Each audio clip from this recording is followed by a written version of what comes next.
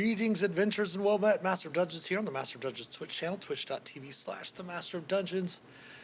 It is Sunday evening. It is time for some live D&D play with our assembled cast of characters. We're back here for some Fandelver Below the Shattered Obelisk, episode 10. Apologies for last weekend. It was a fairly stressful weekend for me. I had a couple of rather high-level epics being ran that I was the author of, so I was a little stressed out at the end of the virtual D&D weekend. So we've adjusted my schedule again to where I would not be running any virtual D&D weekend on Sundays to make sure that we have our streams going every week that we can possible. So I hope everyone had a great week and a great weekend. Everybody doing all right? Yeah, doing well. Yeah. Good. Good to go. All right, well, let's go ahead and get into it. The characters did get up to 4th level last week, and were able to make it back to the Druid's cottage so that they can take a long rest. Let's go ahead and remind everybody that's watching who our characters are in the party. So let's go ahead and start with Felix. All right, I am playing Felix. I am a Order of the Scribes Wizard, Lightfoot Halfling. Urchin background, grew up in the city of Neverwinter, and now adventuring with my friends. Thank you very much, Felix. Don't forget to start with inspiration. Then we have Hannibal. Hey, Hannibal Kane. I'm a hill dwarf, and I'm a Way of the Ascendant Dragon Monk, level 4. I have taken my key and fueled the two-handed battle axe known as Hugh as my martial arts weapon, and I'm excited to have another key point to spend. All right, thank you. Hannibal. Go ahead and start with inspiration. Of course, Ulmer. Yes, Ulmer Wakefield is who I'm playing. He is a half-orc bard, level 2, barbarian, level 2. So, hence barbarian. And he has a sailor background, and he likes to work hard and play hard, and he's very loyal to his captain or his friends, if you will. All right, thank you very much, Ulmer. And then, of course, we do have an NPC with the characters that are running around. We did have a 4th party member at the start of the story that we were playing, and we brought in an NPC to play along with them, which is Shaelrin Moonrise. She is their cleric, their Twilight cleric. Don't really know much about Shaelrin. Just know that she's really good at saving your butts is what she's really good at. Indeed. So the characters did go through the ruins of Thunder Tree. They were able to dispatch the dragon, scare it off, to aid the druid that lived there, and for your reward, the druid did inform you that the... I'll go ahead and pull this down here for you.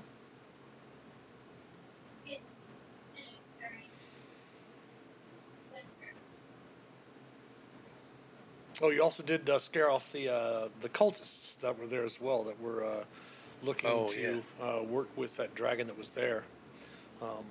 Venom Fang was the dragon, of course. Kinda. And Radoth does at first hesitate. She did at first hesitate to provide the location of Cragmaw Castle, but seeing that you're, obviously were very helpful in getting rid of the dragon, she does indeed let you know that where the location of Cragmaw Castle is. And let me bring you over to this map of the area.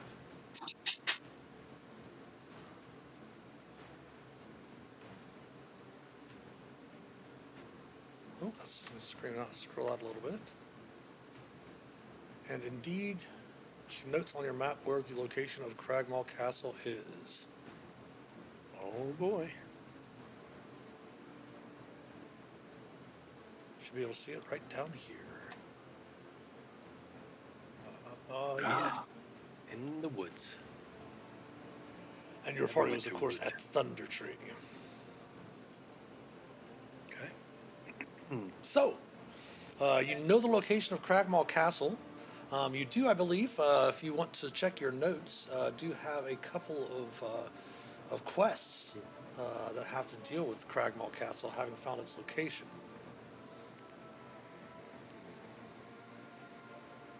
Yes. I believe you had something from the Lord's Alliance, your Lord's companion. Alliance. Your companion that you've actually rescued in your very first adventure going into the hideout. Sildar. Yep, Sildar.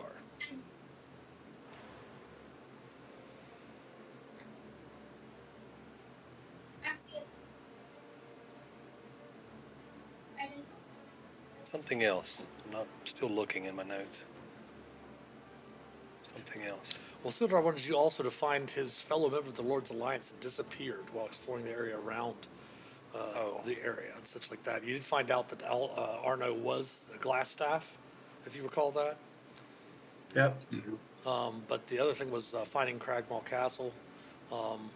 Sildar encouraged you to keep pressure on the Cragmaw goblins. He was offering to pay you a 500 gold piece reward if you can locate the castle and defeat or drive off the band's leader. Yep. All right.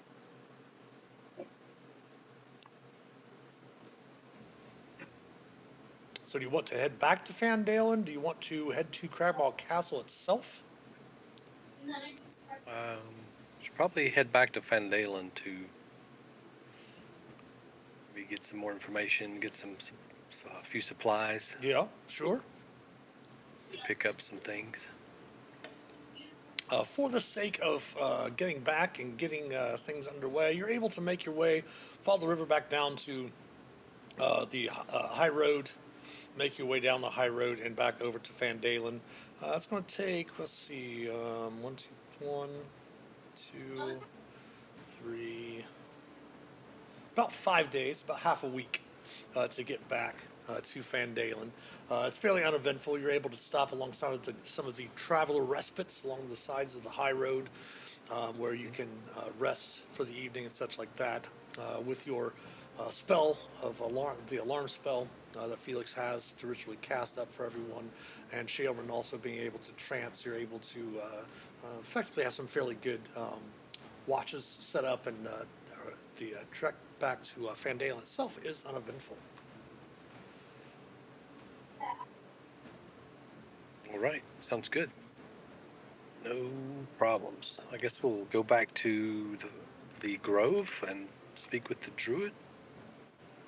We need to go back and talk to him now? That was probably just that go was into in Thunder Tree, yeah. Yeah. We were already done with the orchard in Eldermath. Okay, Eldermath. Yeah, you can We're go done back with to that. speak with anyone you'd like. If you'd like to head back to the orchard to speak with the Drow. Yeah, the Drow. That's what I was. If you want to pick up any potions or anything, if you do recall that Sister Garael had mentioned that she does have some potions and things for sale. If there's anything you'd like to pick up at Barthen's Provisions, I know that you had made some little notes here and there. Sharon does mention to you, my friends, I really have enjoyed traveling with you so far. Indeed, the experience of being an adventurer is very eye-opening with you. However, I would prefer that we leave the ox and the cart behind, and let's go ahead and get some horses. Oh, well, that sounds like a good idea. Because Or perhaps ponies. I don't want to walk anywhere else. Or perhaps ponies, she says, mentioning looking at Felix and giving him a wink. We could even have a pony to carry our stuff. An extra pony. Maybe not. You guys want to inform the viewers what you all gained at 4th level? Oh, yeah. Well, since I'm multi-class, I, of course, my hit points went up for a little more, and gained another spell. So you're 3 bard another and spell 1 barbarian?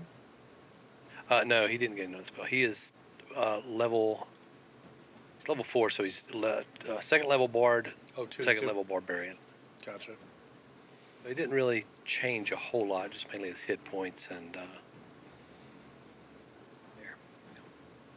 Hannibal got more key. Felix, what spells did you pick up? You got 2 free spells.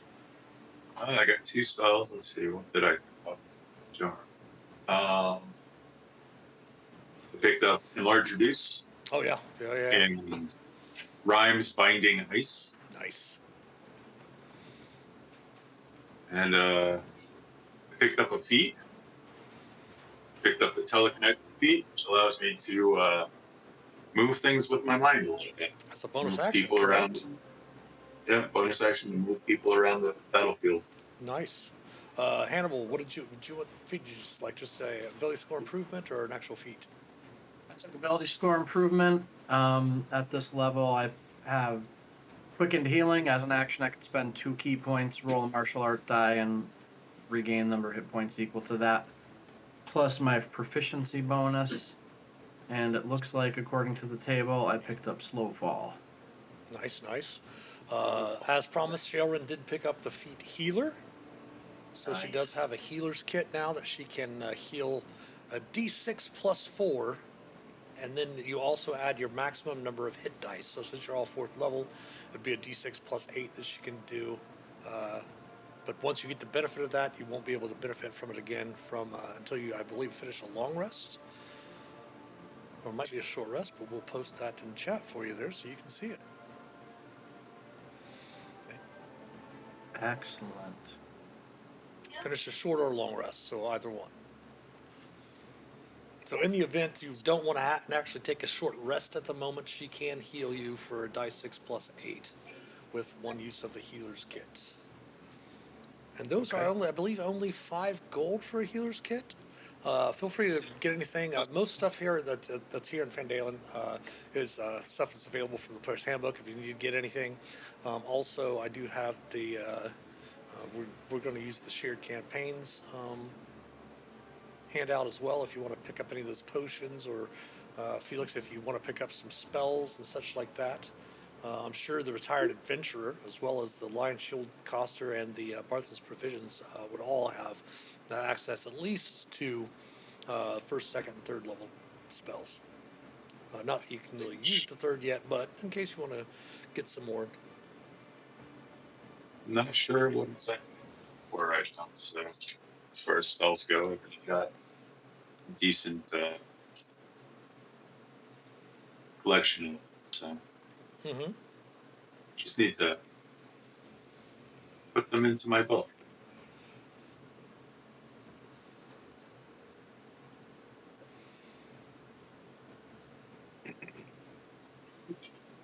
Yeah, so I would like to pick up those healer's kit, or actually 2 healer's kits. Okay. For Ulmar, and we had talked about getting some manacles. Okay.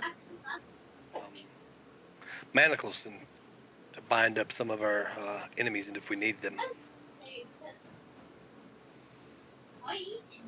Yup. And Shailran's got this set already. Oh. That she already had.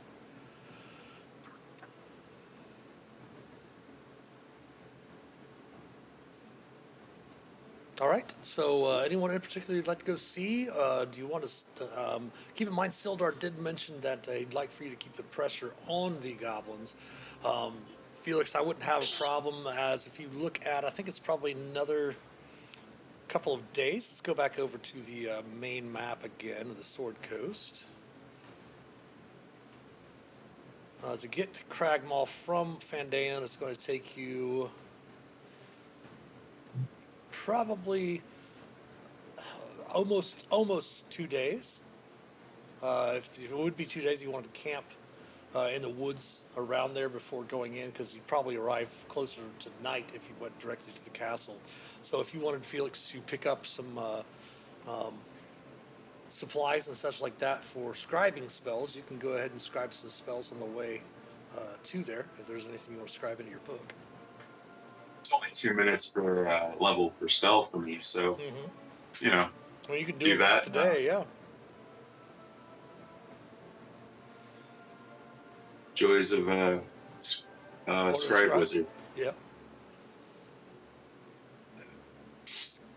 How much are the manacles? I need to look up the manacles. I think manacles are 25, maybe 15, something like that. Yeah.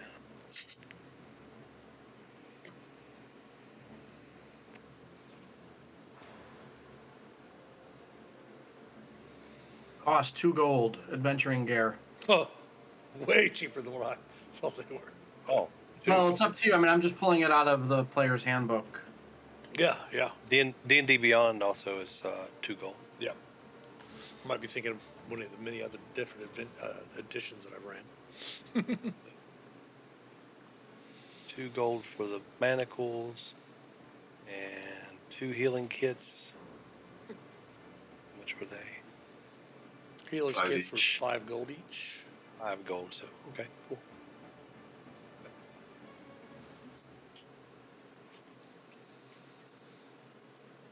I think I have enough gold for that. Been adventuring and haven't really spent much. And I think it's. Oh if yeah, you- we're going to buy some horses though. If you want to, I was going to suggest if Oh, you yeah. want to buy the horses, you can. You don't have to. But I think it's like 92 or 93 gold total for a riding horse. That'll get your riding horse a saddle, saddlebags, and the bit and bridle that you need. I think that's all around 92, 93 gold, something like that. If somebody wants to add that up for us. Yeah. That right. Talking about port riding horse is 75. Riding saddle was 10, so that's 85. Bit and bridle is 2, 87. Saddlebags for 4 is 91. I think that's about it. And then you got feed, but it's 5 copper per day. Which you can graze them, it's not a Oh. problem. Yeah. The 91? Yeah, 91. And for a pony, it's only 30 gold.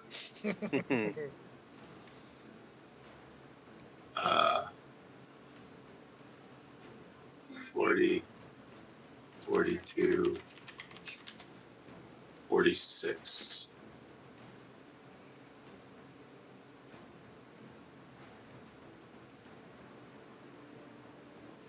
Oop. That's not what we wanted to do.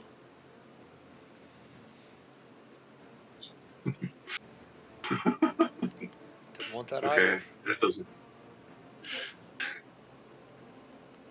Went to drag the pony onto my character sheet. Asked me if I wanted to turn my character into a pony. I know What? the compendium.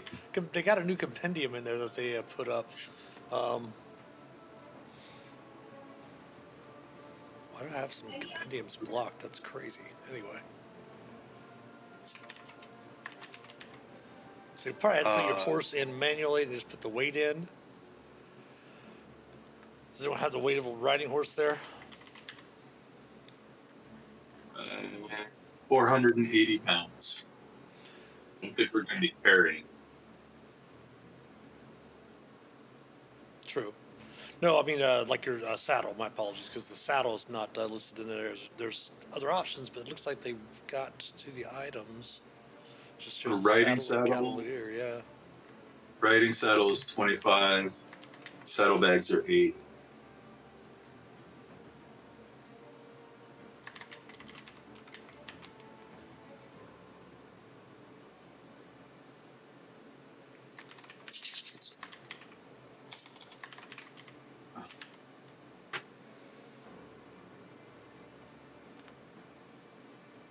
Okay, I also picked up a potion of greater healing. That was 100 gold pieces. Nice. I think I'm good to go. Except I All want right. to clear something with you for my spells. Sure. For the bard, he's level 2 bard, and I've got 2 cantrips, and I've got 3 first level spell slots. That's it. And is the bard you can have how many spells Do you known? know? Yeah, it's only spells you've known. As it's not like the druid or the cleric or that can access all of them. Just they prepare so many a day. Okay. So, how many can you know? Is there a table or something that tells you like how many? It's based on your intelligence, right? Or am I thinking something different? No, it's your charisma. For your bard spellcasting, it shows how Charisma. many slots you have. To cast your Okay. bard sets of first level and higher, and spells known. So as a I have a charisma of 14. yeah, I'm not really okay. So at third level, yeah, your charisma in fifth edition, your spellcasting ability does not affect the number of spells that you know. They're just a specific number. So you will know 5 total spells at Okay. second level, and obviously you'd have 3 first level slots, so all those spells would be first level spells. Okay.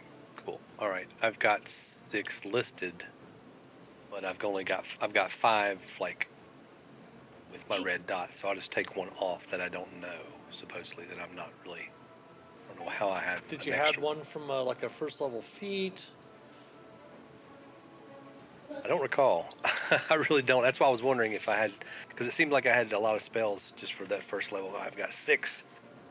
I need 1 spot, and I don't know how I've got an extra one. Nothing racial, half orc for that. Do you have your bard, your optional class features in there? No. I mean, yeah, I've got. Let's see. Jack of all trades. I've got a Song of Rest, Magical Inspiration. Okay, so you have the option there because they also did add a couple first level spells to the bard's spell list. You don't know them for free, but if they're ones that you want to choose, color spray and command are for bards now as well. Okay. Second level's aid, a large reduced mirror image. No, the one I was looking at was Tasha's Hideous Laughter because I have it added and I don't know when I added it. Gotcha. I don't have it active. I've only got my 5 that I know. I guess maybe I just stuck it in there for reference for later. I don't know. I don't know how I did that. Maybe. I don't know. Anyway, I just won't use that one. I'll save that for later. All right. I'm good to go. All right, so everyone ready to head out? Yep, I grabbed some potions, all the horse crap, manacles, and 2 You healer did get the kits. horse and the saddle and the saddlebags, right? Not just the horse's crap. Yeah. Okay, perfect. 91 gold worth of horse shit, it says on my character sheet. That's a lot of horse shit.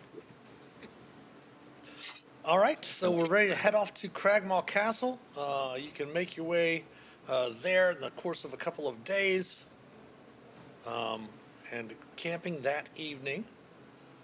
And the next morning, you're able to start making your way to the actual location of the Cragmaw Castle itself. Give me a moment. I'm going to go back to the main page. We're going to copy your tokens. And then we're going to bring you over to the Cragmaw Castle map. After I put your tokens on there. Okay.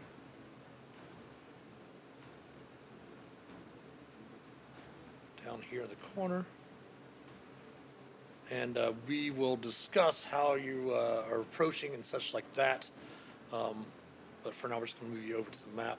If you would, just hold tight. Don't move your tokens around. You should find yourselves down here in the bottom corner. Can everyone see that? Yep. Yeah. And do you guys have vision? Yes. Yes. Yep. All right, all right. So,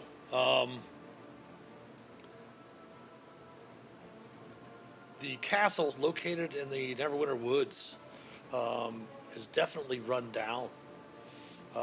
Sentries have not been kind to the castle. As you approach, you do note that there's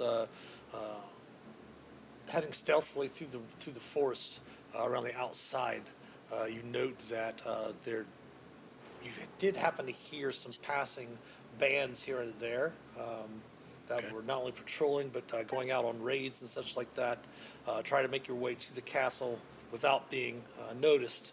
You do note that there are many places of the castle that are in ruins still. But you do note from your location here, there does seem to be a set of stairs coming up over here, and there does also appear to be a set of stairs coming up over in this direction. Which area would you like to head to first? Which way should we go, guys? Front door? Usually not a good idea, right? Usually. Probably not. We could try and sneak around, see if we can see any windows to look in, see what we can scout out, and then Okay. head to the stairs. Yeah, you do scouting around. What's just keep in mind if you're going to be scouting around and you happen to see something that's going to send you right into initiative. So, is there any other opportunities, any other actions you would like to take before you start snooping around the outside? Um, Well, if we figure we're going to fights, well, go ahead. Sorry. Go ahead. I don't know. I was trying to think. Like, I know Shailran's got her that one ability that gives us the bonus hit points. But I don't know how if that would be useful now or to wait until we get into battle for that. Well, it only lasts for a minute, and once she uses it, she can't get it back until she gets a short rest. So she wouldn't be able to throw it up in combat. And the reason why she wanted to use it in combat is because it happens at the end of every turn. If once that minute is gone, whatever's left is how much you have left. Yeah. That's right. If nothing else, we can do a group stealth check if that's what you want to do. Always. That's Well, probably a good idea. I was thinking, Go ahead.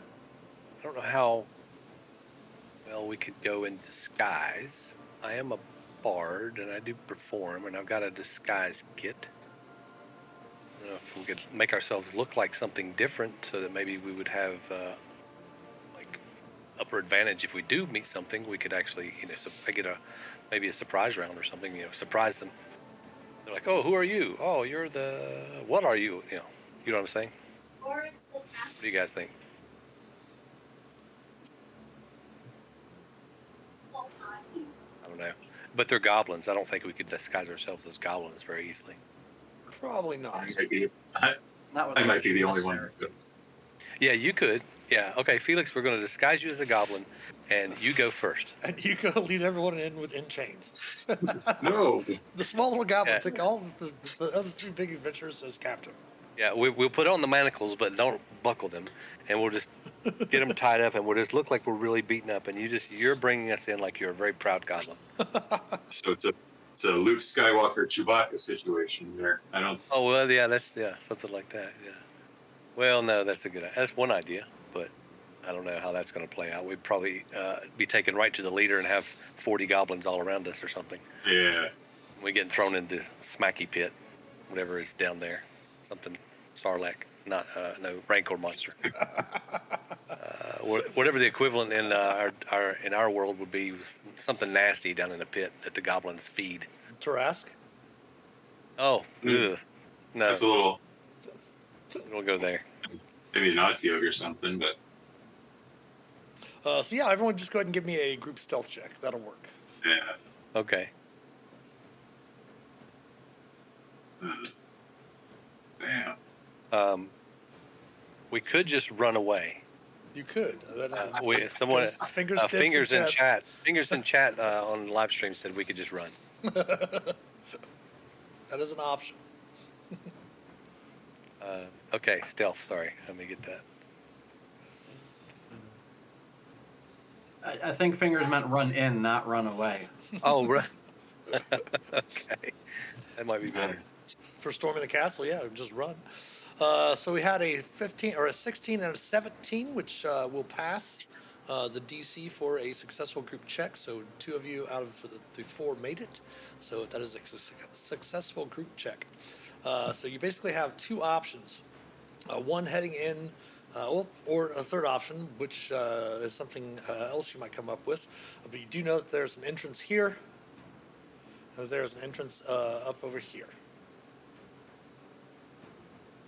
All right. Yeah. Ulmore, once he's already thinking he's sneaking, he's already starting to move towards the north here. Okay. I'll follow that. I will whisper that I noticed that there, through this window right here on the corner, that there is at least one goblin in this little tower area. That's all I can see through that sliver of window. But Yep. Okay. There's a goblin. There's probably lots of them in the castle. There's a goblin in the goblin hideout. Damn it. Oh shit, we're screwed. All right, run away. You're right.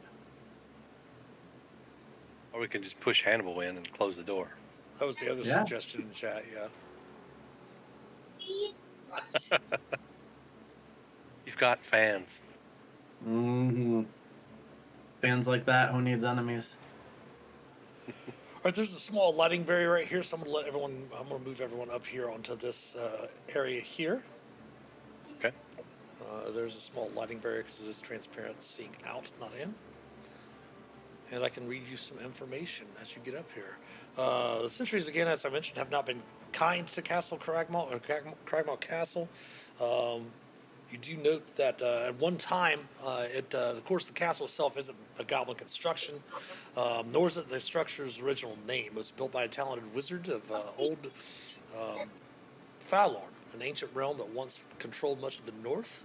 But any of the upper levels that were once there and any of the towers have long since collapsed into heaps of crumbling masonry, and only the ground floor really remains that it's sound enough at least to be inhabited. And you do note that the door at the front there is made of wood with reinforced iron bands. And it does not, at first glance, does not seem to have like a lock for like a key or a skeleton key or anything of that nature. Most likely, with this old type of castle, the doors would be barred from one side or the other. You know what I mean? To lock the door or something like that. You do see, since it's fairly early morning, probably just after your first light and your breakfast and such, that the small bits of natural light can be kind of seen throughout the area a little bit. And the walls, of course, are filled with, are made of mortared and brick, sandwiched between hard stone blocks and such like that. And the castle has 7 crumbling towers of different sizes and heights, but the upper stories are all in varying states of collapse. A short flight of steps ascends to a terrace in front of the main entryway. Past the wreckage of a pair of sundered doors lies a shattered hallway. Round towers loom over the entryway with arrow slits facing the terrace. Oh, it looks like we found the front door after all.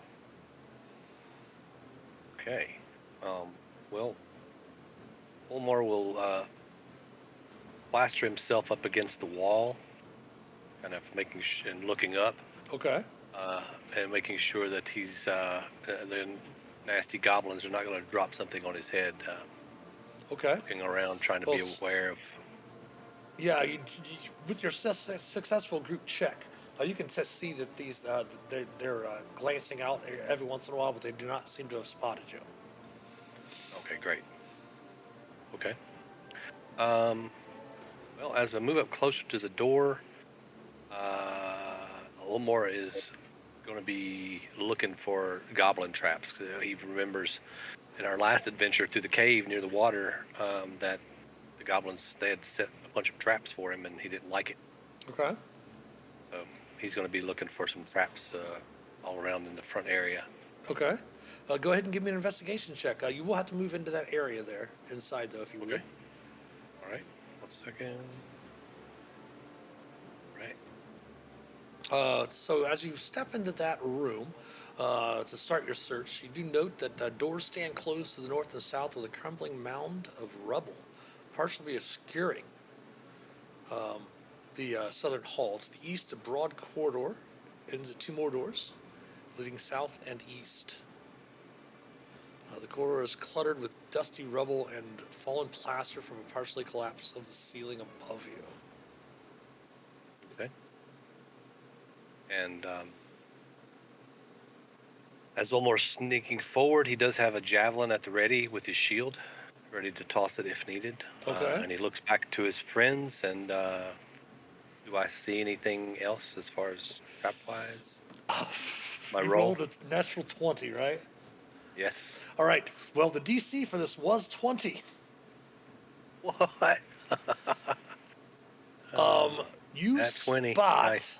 over here in this area, as you step into the room, kind of glancing, as I mentioned, there's some rubble over here, all the doors here as well. But you happen to also notice a tripwire on the ground. Tricksy goblins. Yeah.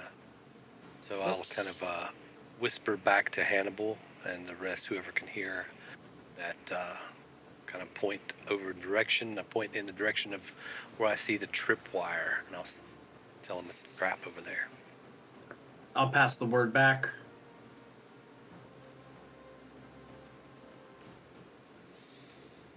Sure. Yeah, once you've spotted it, the tripwire can be easily avoided and disarmed if you make your way over in that direction.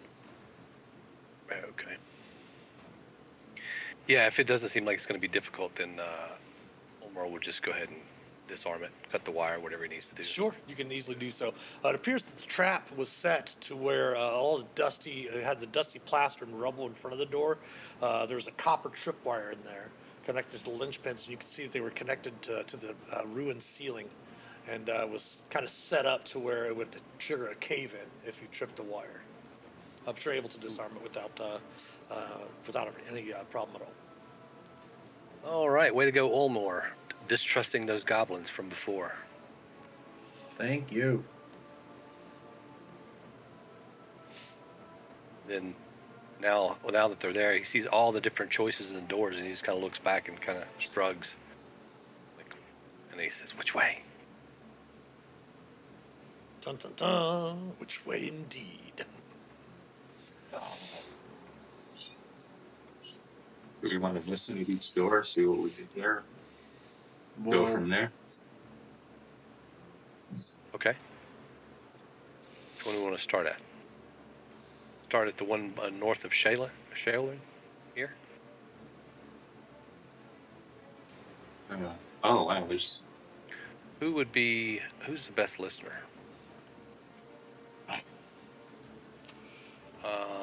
Or you're looking for perception, would most likely be Shailrin or Hannibal, I believe. I have 'cause, +5. They both Okay, have yeah. a 15 passive, I believe. Okay, nice. Yeah, I've only got a +1 on my perception, so yeah. Go for it, Hannibal, or we can get Shelrin to do it. She's already there. I whispered to Shelrin, will you listen? She At the will door step to out of the see. way. Oh, please do not open the doors. If you open I the didn't mean doors, to. yeah, no I problem. was going to point Just letting you all like know. that. If you open the doors, whatever's behind is going to start flooding out. Okay. Yeah. But she will step aside to allow Hannibal up there to have a listen. Okay, cool. Yeah. Oh, Yeah, I was trying to just point to this door. I better zoom in a little bit so I don't click anything I shouldn't. You do hear a little bit of discussion on the other side. What languages do you speak, Hannibal? I am very good at speaking Dwarvish, Common, Abyssal, and Undercommon. You don't recognize you don't understand the language that they're speaking, but I can say that you do recognize it as Goblin. You don't understand the language, but you have encountered them before. You have while stealthing, heard them speaking before, so you can tell that it's a goblin language, but you're not. Can't really, because you're not familiar with the language itself and you don't know it. You know that there's more than one on the other side, but how many exactly, you're not sure. All right, I tell them that there's more than one goblin behind that door. Sounds like they're playing charades. I don't know. I don't speak goblin well. Goblin charades. Okay. Listen up here too, or not chill? Yeah, you might as well. Go ahead. Yeah. She'll definitely stand back with her the moon touch sword, longsword drawn with her shield. Use what's it? Bless or not bless? The other one. Guidance. Oh, Yes, she can. She can go. Guidance. That's it. Guidance. She'll whisper, reach out and cast guidance on you. That's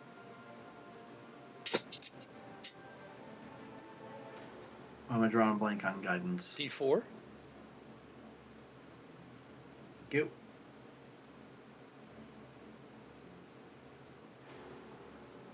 12. If it's the northern door here, you actually hear nothing on the other side of the door. All right, this one's empty up here. I'm gonna keep checking door to door, Ulmer. Yes. All right, we're going here. Is guidance last, or is it guidance a one-off? It's just a one-off right now, but yeah, she can do it as you pass again. Alrighty. Oh, it's bless the saves. Alright, so perception Oh, nice. with a D4. You don't hear anything in that behind that door either. Okay. Come down to this one.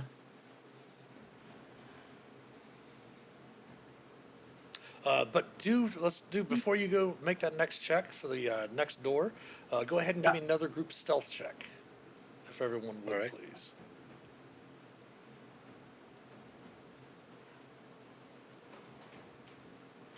Oh goodness.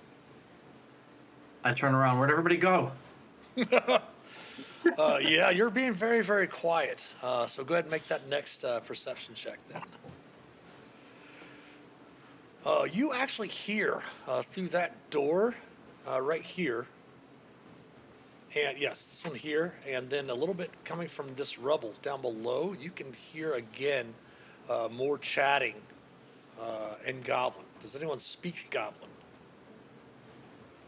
No.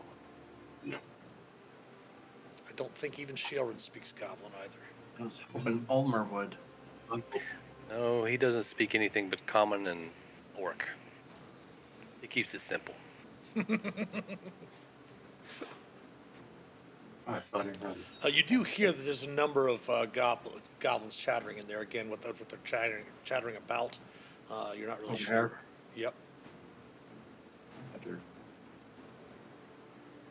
All right, down to the bottom. Am I making one for the corner? Am I doing individual on doors? Okay. Yeah.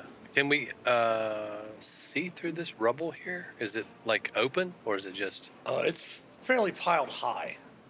Okay. Okay. It's just not like rubble on the ground. It's Yes, it's High, piled okay. up. Yes. all right. All right. No, good. All right, so I'll listen here.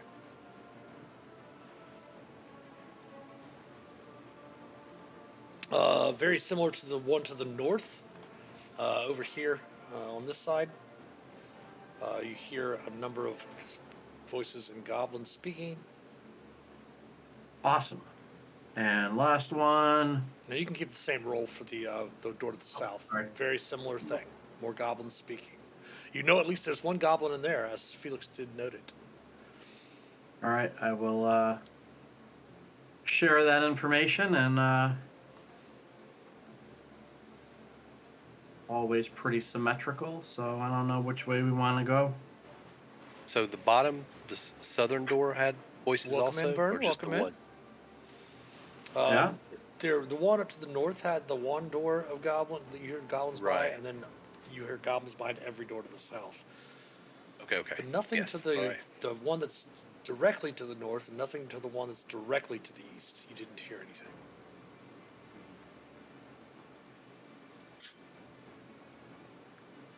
Well, Elmore thinks that he wants to go in this door since they're trying to trap it and they don't want anybody to go this way. So that's the way he thinks he wants to go because they don't want him to go that way. Okay. And then he kind of looks around and make sure it's okay with everybody.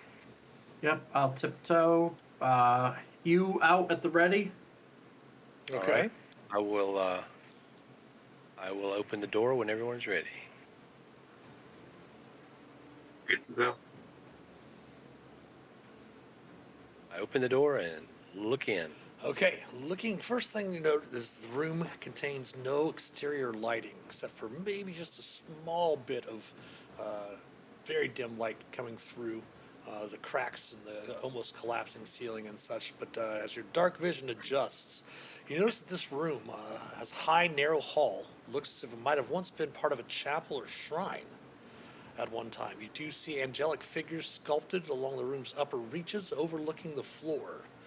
To the north, you see heavy curtains block a matching pair of archways. And between the archways is a cracked but ornately carved stone brazier.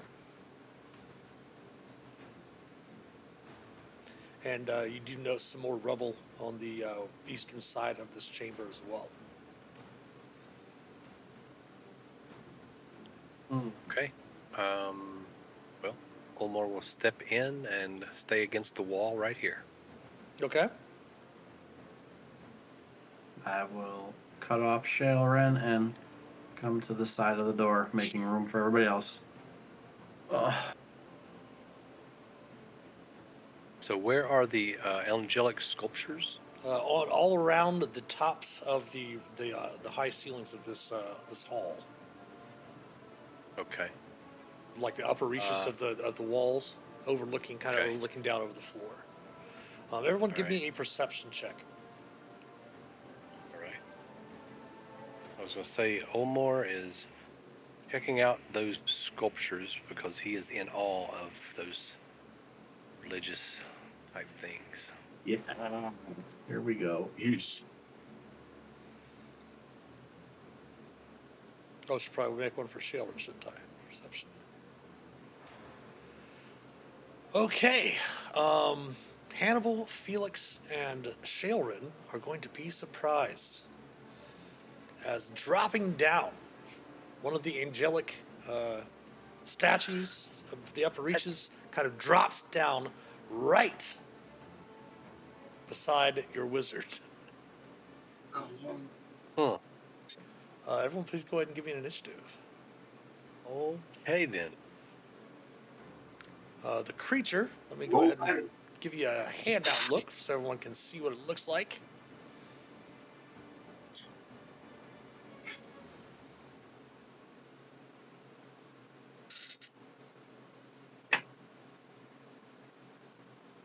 Ugh. Great. Oh yeah, that's a nasty looking creature.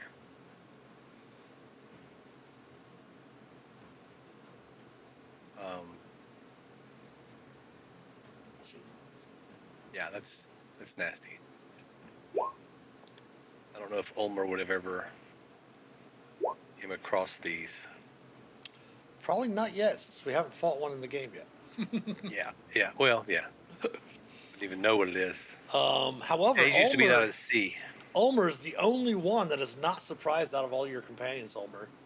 You see the creature just kind of slide down the wall and drops down right behind Felix, as Felix is kind of looking around, and Shalerin's kind of looking towards the rubble as well. Hannibal kind of glancing about, and you just happen to look right at the correct spot and see the creature drop right behind your companion. What do you like to do? Well, I had my javelin at the ready. That's the first thing I'm going to do is throw my javelin, and then Immediately after I let go of the javelin, I want to run forward, drawing my sword. Okay. So javelin.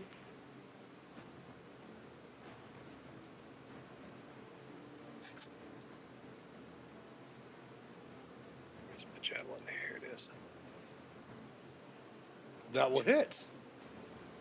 Okay.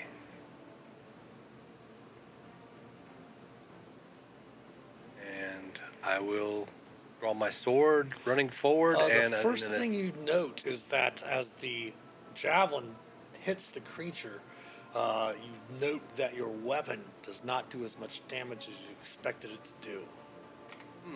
Okay. All right. As And it's really tough to, really difficult to get through the creature's fairly thick hide. It's almost as if Okay.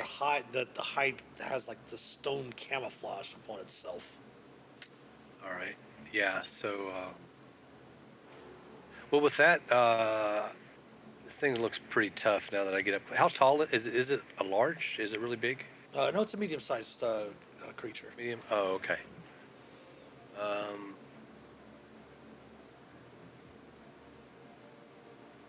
yeah, okay. I'm ready. That's in turn for me. Okay. Shailrin at the end of her turn is no longer surprised. Hannibal at the end of his turn is no longer surprised. Unfortunately, the Grick goes before Felix. However, it did have a javelin thrown at it, so we're going to weight a dice.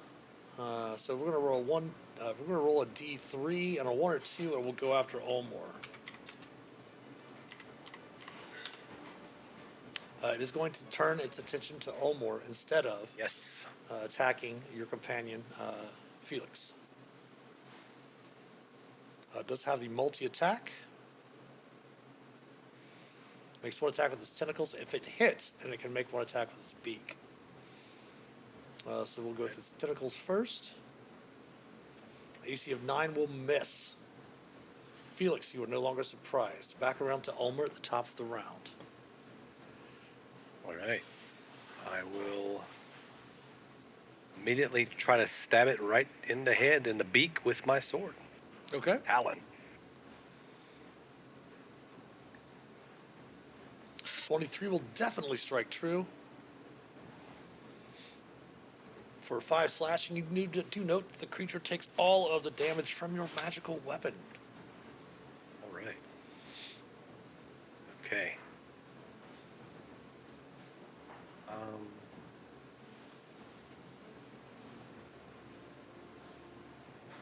I think that's going to be it for him. I'm just trying to think. Okay. I'll say to Felix. I'll say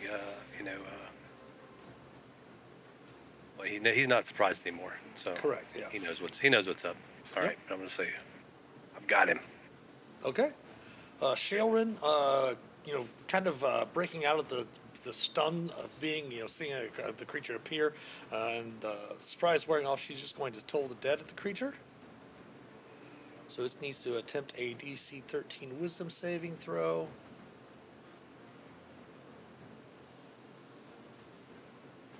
It will succeed and will not take any damage. For some reason, it did not roll that damage. Hannibal, you're up. All right. Hannibal's going to skirt on up to here.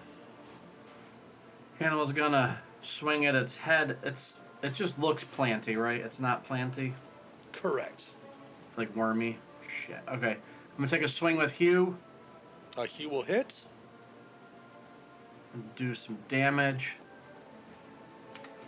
My magical battle axe. I am going to scream like a little girl and jump back. Totally afraid of this thing. All right. It will go ahead and take attack of opportunity against you. Missing. Cool. I'll tell Felix, get the hell out of there. I drew its reaction for you. Anything else? That's it. Meta Man, you? Okay, it's his turn. He gets his reaction back. Nice. That was dumb. Let's try to watch the meta, remember? So the Grick is up. Let me see. I'm gonna check to see if it has anything that it's going to do in particular. Um, no, it's just going to go ahead and attack. We'll do just a straight roll. 1-2 will attack Ulmer. 3-4 will go after your wizard. 3-4 after the wizard. Cool. Your Sorry, armor yeah. class currently, Felix, is 17 with your mage armor? 17. Okay. Yep. It will miss. And Felix is up. Nice. All right. Well, see, first turn, or first actual turn, I'm going to use my new telekinetic ability Okay. to move myself 5 feet, Okay. which it's force movement, so it doesn't draw attack of opportunity. Correct. And then I will cast. Let's go with a chill touch. A 9, unfortunately, will miss. Miss. And then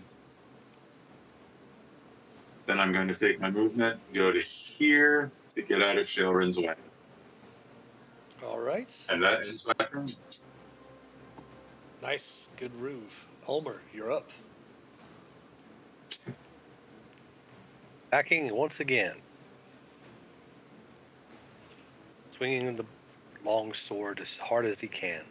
I will hit. Whew. Creature's barely up. And we are on an ad break, so let's go ahead and take our top of the hour break here. And we'll come back after the ad break ends. Does that sound okay for everyone? And we'll come right back and it'll be Sheldon's turn. Cool. Sounds good. All right. We'll be back shortly. Stick around for those of you who can still hear us.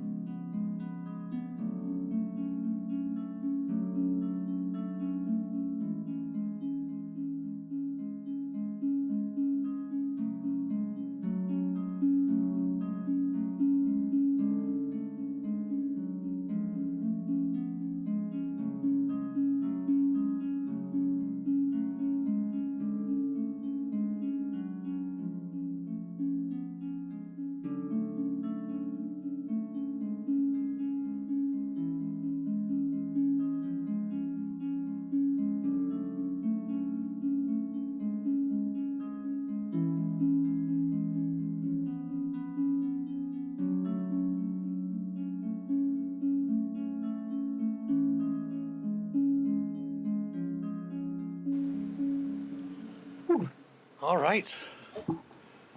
Quick short break just for those of that are watching. We kind of changed our ads up a little bit to where they'll play at the beginning of our stream, and then when we go into a break, they'll play it. Just we kind of missed the notification. They're just a few seconds behind, so we've got our timer going, and that's where we're going to try to time our breaks. That way, you're not going to miss any of the action. In case you did miss it, Ulmer did hit the Grick with a longsword plus one attack, doing 8 slashing damage, which brings us to Shalrend.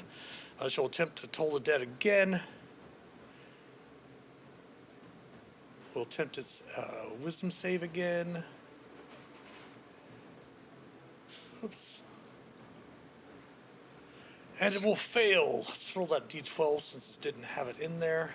Since it is wounded, it takes 1 hit point of damage. Hannibal, you're up. Good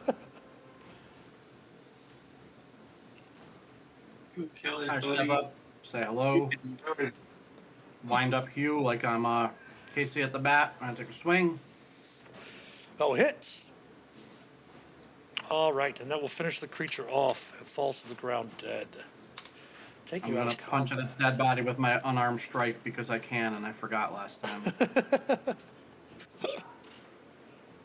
Ah,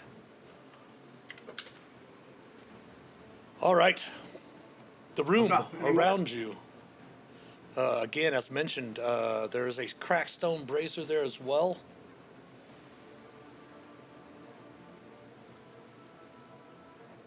Okay.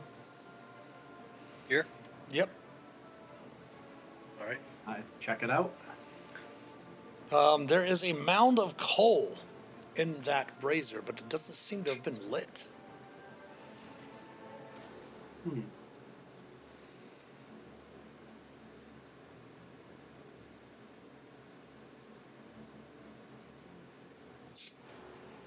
Doesn't seem to be lit. Ulmor will kind of start moving the pieces of coal around to kind of see what's inside there, just kind of poking. Well, it seems like it was not lit because there seems to be some sort of crimson cloth underneath the coal with something wrapped in it. Ooh. Glad I didn't get up the tinderbox. I'll hold it up and well, what do we have here? Wrapped in the crimson cloth, there seems to be a small figurine. Oh.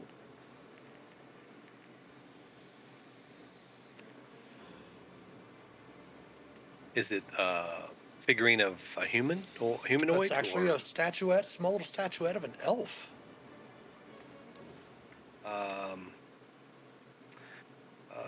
Ulmor's kind of he's gonna try to figure out if he's ever seen it before. He's gonna look at it and say, does he remember if he's seen that? And then he's also gonna look over to Felix or anybody else. He's gonna say, "Wait, what Shalrend's an elf, right? Shalrend's an elf, so maybe she can see what it is." But yeah, he's just gonna kind of. I guess he would be doing a religion check. Yeah, you can make a Maybe. religion check. Sherwin will assist you with it if you want. Okay. Also, I'm not proficient in religion, but Ulmor likes to think he is.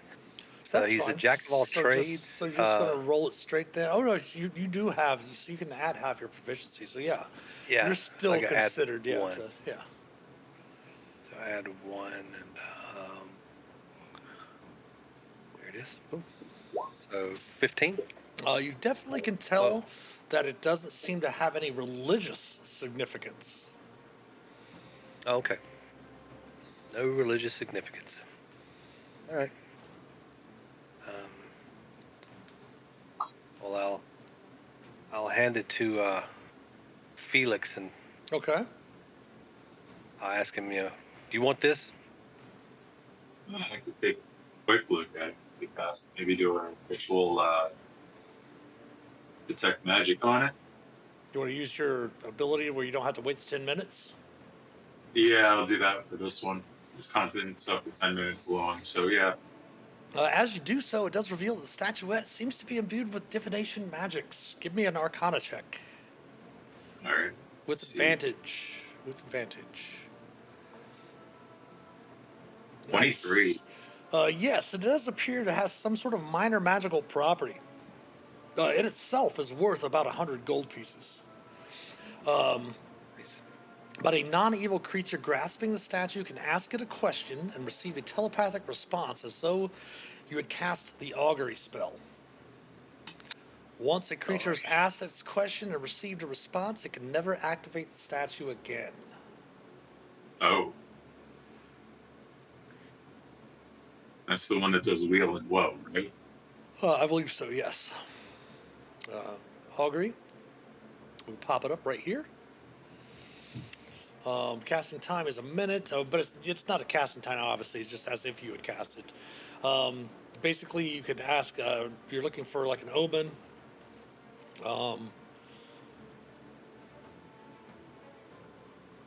You basically asked about the results of a specific course of action that you plan to take within the next 30 minutes. And it could be wheel for good results, it could be woe for bad results, it could be wheel and woe for both, or it could be nothing. If there isn't anything exceptionally good or bad, especially good or bad about the decision you're going to be making within the next 30 minutes.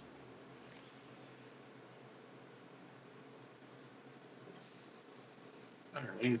But you can benefit from it once, and then you can't benefit from it again, but other people can still. Oh, cool. Might be Neat something little, to hang on to. But that's what you discover in this room. Again, there's the two curtains to the north. There's a mound of rubble on the eastern wall, as well as a door in the eastern wall, and then, of course, the door you came through. If I look up, anything else up on the ceiling waiting to drop on us? You can give me a perception check if you'd like. Okay. Gladly. Not that you can spot from down here. But there doesn't seem to be any of those creatures. Kind of looking at its stone type of like textured skin, there doesn't appear to be any more of them up there.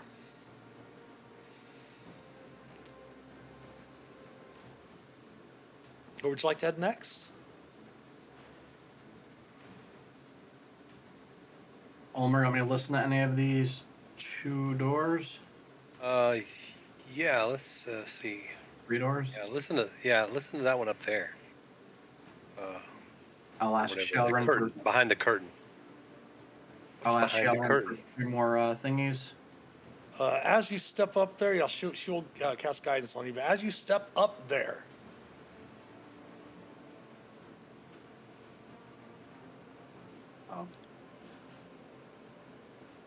armor class of 21. Does that hit you? Yeah. As a javelin gets thrust through the curtain right as you get your head up nearby it and take 6 points of damage. Oh, man. As the curtain gives way over there, and this curtain over here is pulled open as well. It is another initiative, please. Yeah. Out of the frying pan into the fire.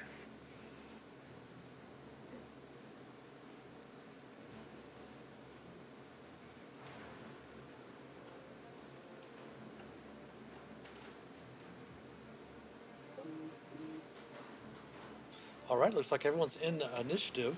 First thing to happen is you see, 5, 10, 15, 20.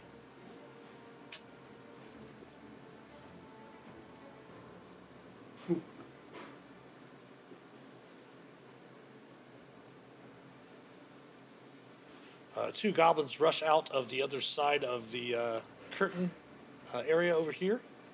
One of them is going to attack Ulmer, and one of them is going to attack Shalrin. Ulmer, 19 AC. Yep, it is a hit. For It's a hit. 7 slashing, then it is going to use a bonus action to disengage. Yep.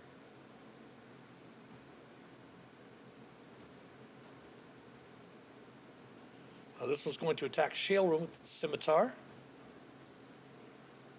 Missing. It is also going to use its bonus action to disengage.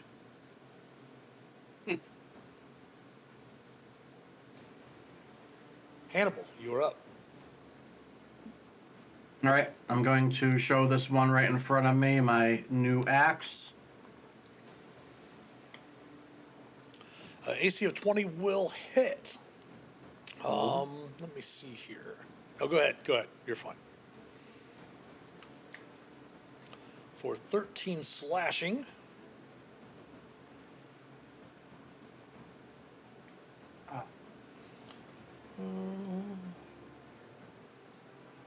All right.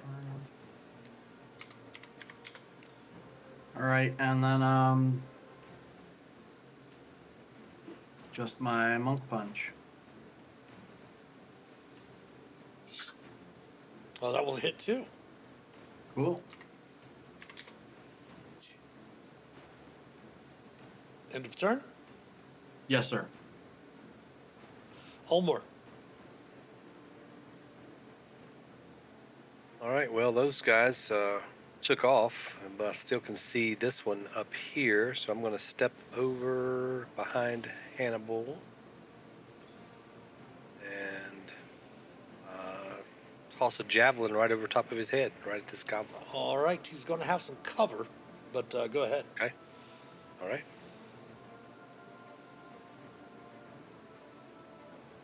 Yeah. Not cover from a critical hit. That's for sure. Nice. All right. You will hit. Roll the damage. Nice. 10 points. Indeed, the creature does appear to be a female goblin, kind of wearing robes, almost like fancying themselves a priest, but she falls to the ground dead. All right. Cool. Any more movement? Yeah, I only moved 5.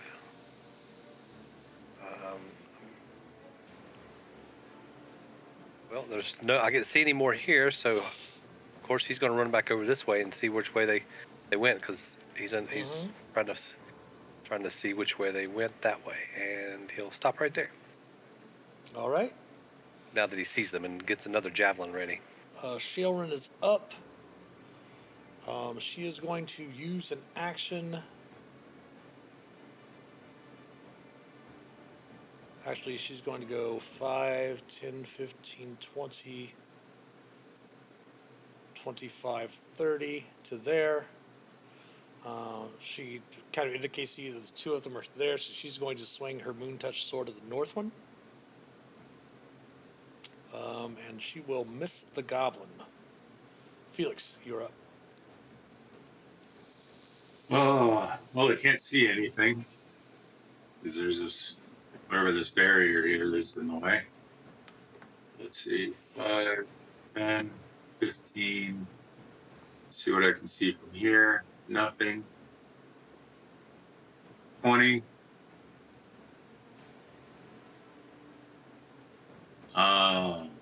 Two right in front of me.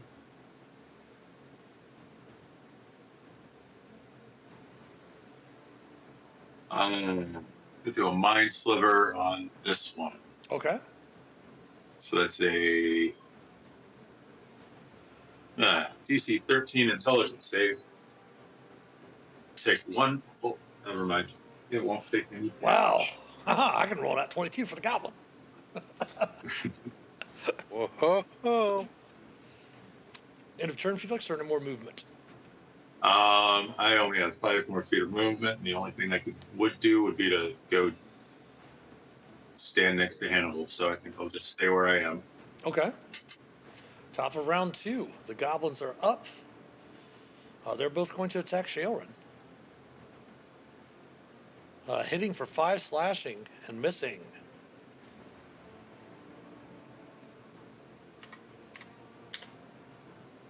Hannibal. I'm going to squeeze past my friend Felix and introduce myself to this southern one Okay. with my hue. 10 will miss, unfortunately. Right, I'm going to burn a key point and give it my flurry of blows.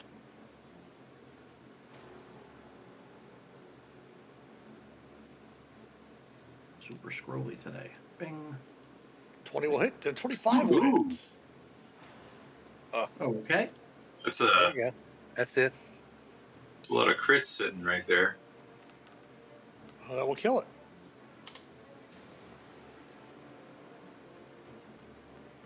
All right, and then I guess I have a little more movement. I'll just try to put myself more between Felix and this one. All right. Takes us to Ulmer. Thanks, buddy. All right. Omar is going to step forward.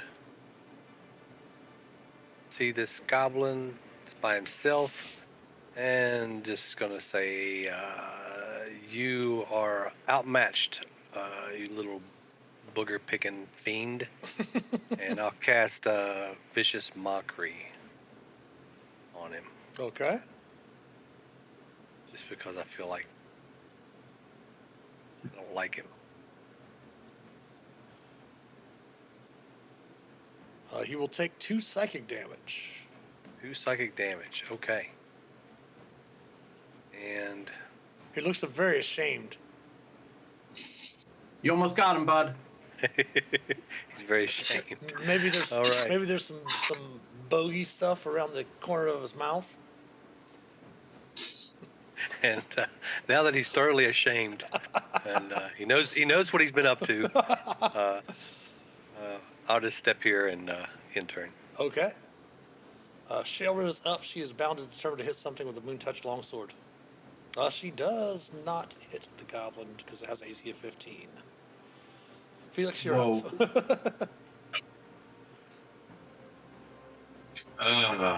Let's try a chill touch. Let's see if we can take Okay. that. Nope. Can't do it. 12 will Barely. miss.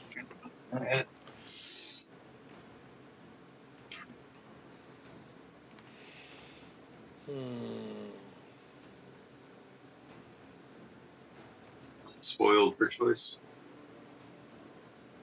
It's going to go at Hannibal.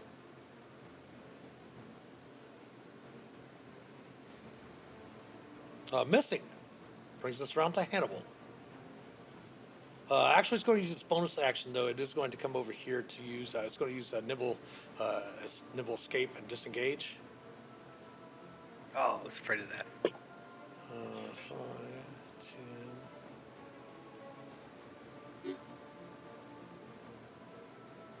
15, 20, 25. And it starts yelling over here. Yeah. Hannibal, my apologies. Back around to Hannibal. Let me put Hannibal back up to the top there. All right, and my movement speed is 35, so 10, 20. You close the door behind you? I didn't mean to. Okay, no worries. I was just asking because it is a free object. I'll take care of it. Stop. It keeps Stop, closing stop everything. messing Okay. with it. Yeah, because I was just asking because it is a free object interaction to open the door or close the door. It was up to you, yeah. Oh, if it's a free action, I'm gonna open and close it a bunch of times like we just did. Just once. All right. And I'm gonna say no, my turn. I'm gonna swing Hugh again. That will hit. And that will drop him. All right. So that was 10, 20. So I'll take 30 back to here, and I'll just yell into the room, hey, he was out here screaming for his friends. Might want to head this way. And 35 does it. All right. Ulmer.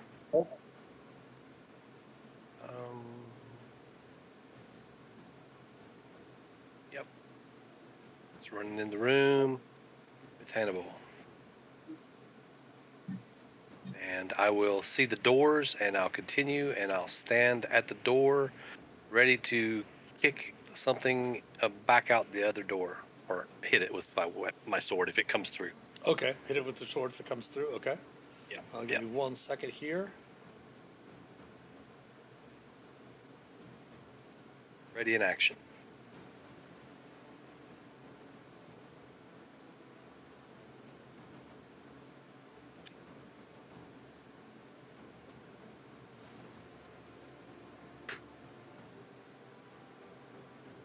All right.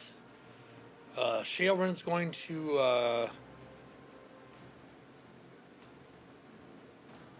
5, 10, 15, 20, 25, 30, 35 over to here. And she does not like where this is going. And she does love to keep you guys alive, so she's going to go ahead and use her Channel Divinity for her Twilight Sanctuary. We'll go ahead and add that aura to her real quick.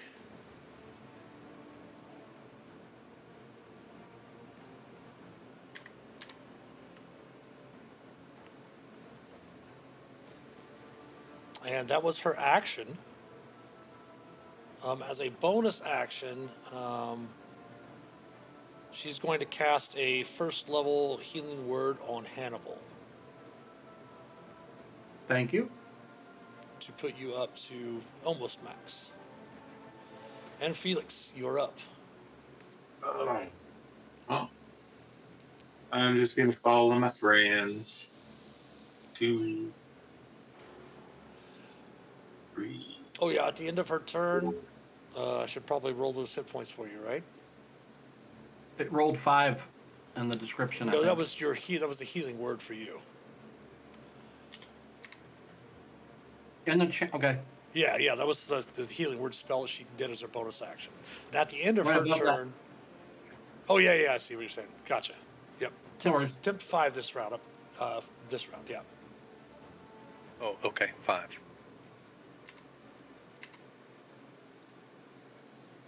Points.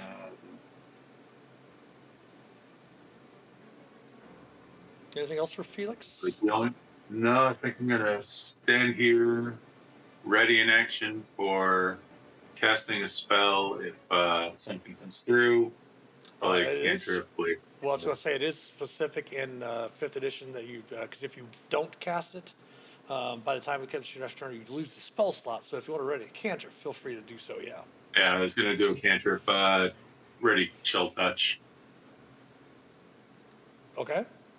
and end my turn here. All right. Top of the next round. The door opens.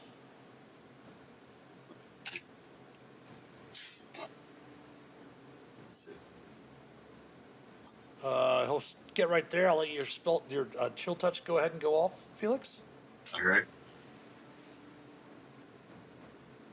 Yeah, 17. Will miss, We'll miss. Okay. unfortunately. He comes out here, moves to there, and then moves to here. Another one comes out, moves to here. Another one comes out, moves to here, and another one comes out, moves to here. All right. The first one's going to come through and attack Felix for trying to hit him. And they do have double check the hobgoblins here.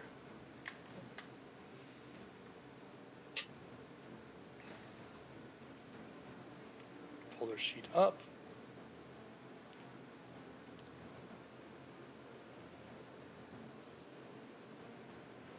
Let me put that ability in there to actually roll some damage for those watching. If you're still learning roll 20, we're adding this ability in here for the creature. So that when we actually do it, it actually rolls this for us. Put 2 brackets on each end. That way when we use that ability and we click it, it'll actually roll the damage that we might need. All right, so the first one is going to attack Felix with his longsword. The hobgoblins do seem to be wielding longswords, wearing chainmail and carrying shields. They also do seem to have a longbow strapped across their backs as well. So the first one attacking Felix. AC of 14 will miss as it pops off of your mage armor, shimmering Nice. of eldritch magic around you. The next one below. Let's see, it's got 3 choices. We're just going to start at the north and go clockwise. We roll d6. 1, 2, 3, 4, 5, 6. Felix as well. Oh, Man, they're picking tonight, aren't they, Felix? AC of 5 will miss. But he's got an AC of 17 with his mage armor, and then, 22 with the shield spell? He's doing all right. Then we have this one down here. These two are going to go out against Ulmer. AC of 16, Ulmer. That's on the money. All right, for 7 slashing. And this one's actually going to use this martial advantage this turn and deal an extra. 11 extra damage. jinkies. Okay. And the one to the south, right beside you, is going to swing and miss horribly. He was just in awe of the extra damage his partner did there. All right, that's the end of the Hobgoblin's turn.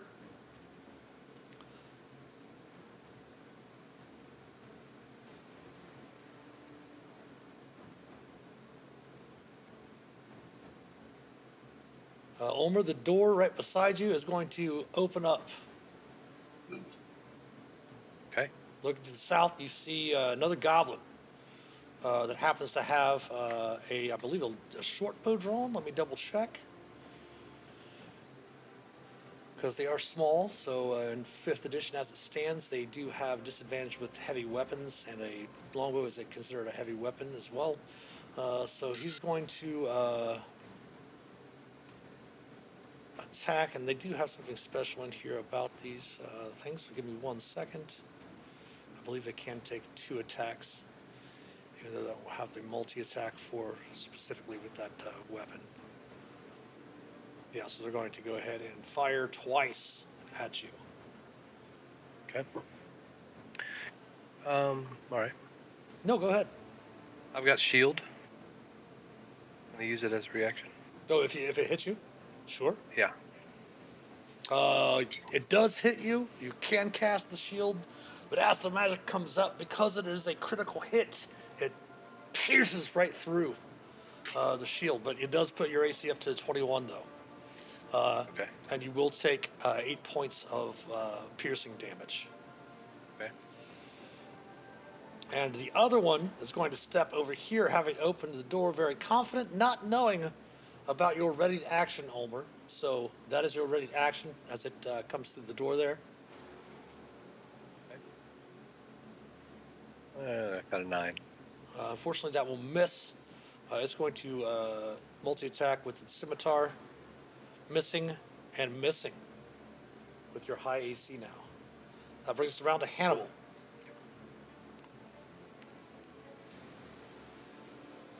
I guess I'm gonna swing Hugh.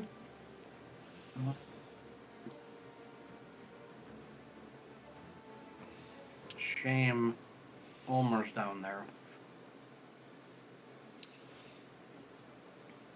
There's no way I can cast a line catching 2 of the hobgoblins, but not catching Shailren or Ulmer, huh? Shoot. Felix or Ulmer, correct. That's what to do.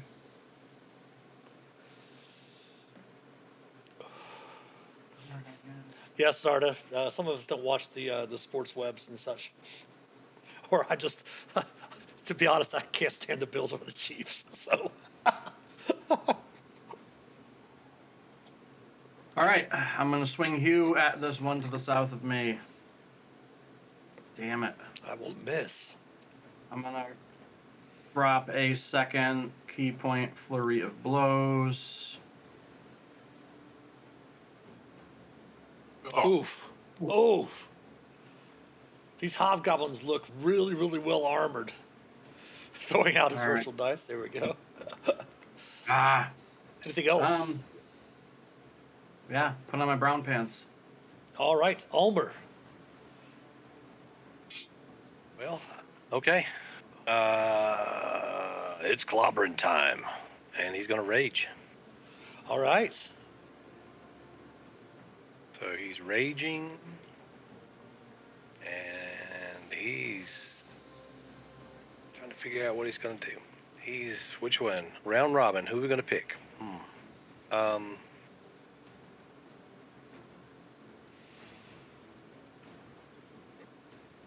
Yep, he's going to go with the one he's already tried to attack, the archer behind him. All right. Because, no, he's not. He already swung at him. He didn't hit him, though. Missed him, Which right? one? The goblin boss archer. Yeah, you swung at it with your reaction. Okay. Yeah, so I'm going to go ahead and take the one that's directly Okay. To the to west? me. Yep. Okay. Yep. I'm going to try to attack with that.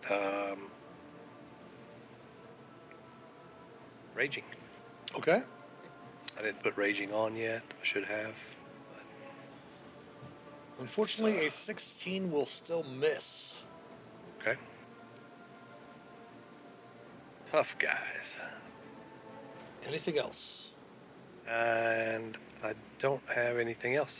So that'll be in so turn for me. make sure to take, also Hannibal, you too, take your 5 temporary hit points at the end of your turn, being inside her aura. And Shailrin is up. She does not have to, I don't believe she has to concentrate on her channel divinity like a spell or anything like that. I believe she can still cast. Yeah, it moves with her and lasts for a full minute until she's incapacitated or dies. All right. So she is going to go ahead and oh shoot.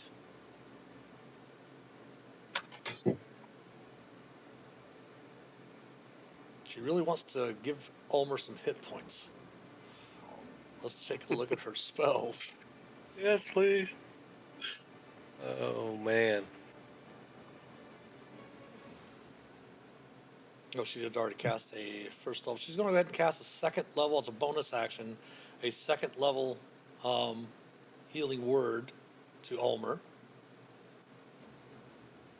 for 8 hit points back. Okay. And then she is going to cast a cantrip. I don't think she still wants to cast that same one, but she's probably going to have to. She's going to go ahead and cast Toll the Dead, since none of them are injured yet. That's the problem she's having. She's going to do the one directly south of Felix and north of Ulmer. Try to take some heat off everyone. So we'll take its wisdom save. Dang, it will save. All right. She is going to move over here, though, with a difficult terrain and kind of step up over here to try to take some heat off of everyone. Felix, you're up. Oh, let me re-roll her dice at the end of her turn for the temporary hit points. It's 7 points, so go up to 7. Don't add 7, of course, just go up to 7. And then Felix is up. All right. I'm going to pull my little telekinesis trick again and push myself 5 feet this way. Okay. And then, oh, man.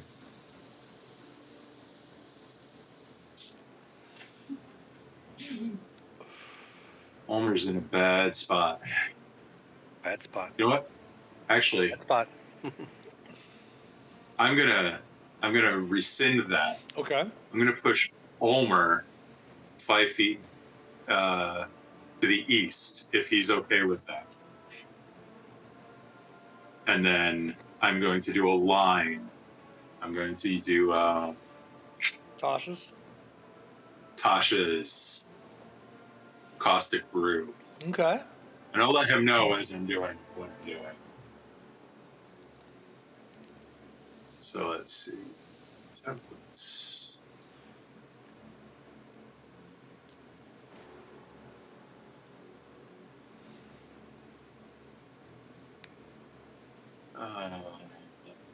Tasha's caustic.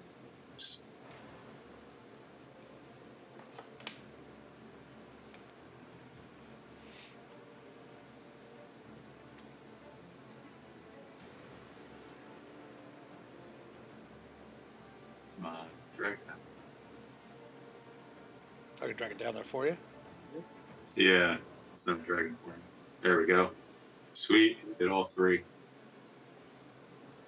All right, go ahead and throw the spell up for me, if you would, please. Yep.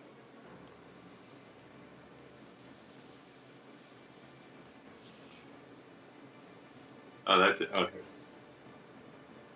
Stream of acid emanates in a line 30 feet long.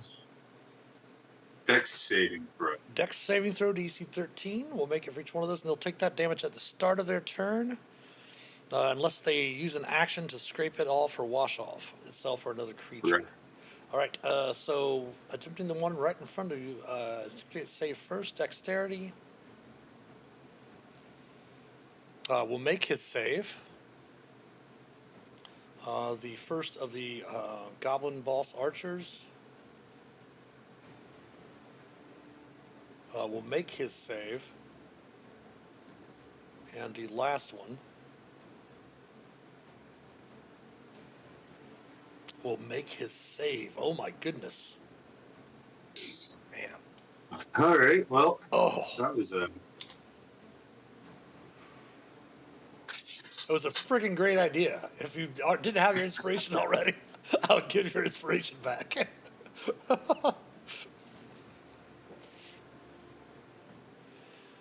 Anything Okay. else? I said, can I use some coins to make that last one fail? But it's a little late for that. Oh, you can't spend your channel points on yourself. Why not? Can I spend my channel points on it? No, Oh yeah. Okay, I've No, got we've 20,000. discussed this a while back. I've got 20,000. If you're in the game, you can't use your channel points on yourself. However, if anyone watching wants to use some channel points to give that last one disadvantage, you can feel free to do so. Channel points, gold pieces. That is our gold pieces there at the bottom. We're going to have to definitely get our new game in sometime within the next couple of months during the week. That way, Ulmer and Felix have some games to call some wild surges in. Anyone? Mm-hmm. that's all right. All right, no worries, no worries, no worries. Still great. It was still an inspiring action. Does anyone else not have inspiration? Does everyone still have your inspiration? Still have it. Still. Have it. Okay. The hobgoblins are up. I will tell you what, because of that inspiring thing, they're not going to attack you this round, Felix. Wait a minute. As they're seeing acid just splash out from this little halfling's visage right in front of them, so that might frighten them a little bit. So these two are going to attack Hannibal with their long swords first. Missing, and will that hit Hannibal? 19? Yep. Yep, for 7 plus an additional 12 from the martial advantage for 15. Where's 7? Pardon? Where's the 7? No, it's 3 from the slashing. Right? Okay. And then Yep. an additional 2d6 right there. So it says extra damage at the bottom of martial advantage. 7 plus 12. No, it's 3 3 plus plus 12, total of 15. Okay. That's better. Yeah. Then there's the one that is on Shailran that will attack with the long sword. That will miss her by 1. This one is going to move over here to attack Ulmer. Missing Ulmer. And that will bring us up to the archer bosses. This one's going to kind of step back over here and fire. You add 2 to your AC, Hannibal, so your AC is going to be 19 for these attacks. Okay. Missing because of the cover. That And helped. then this one's going to move up to attack Shailran. Unfortunately, that will still hit her. Everyone, don't forget also at the end of your turns to go up to 7 if you've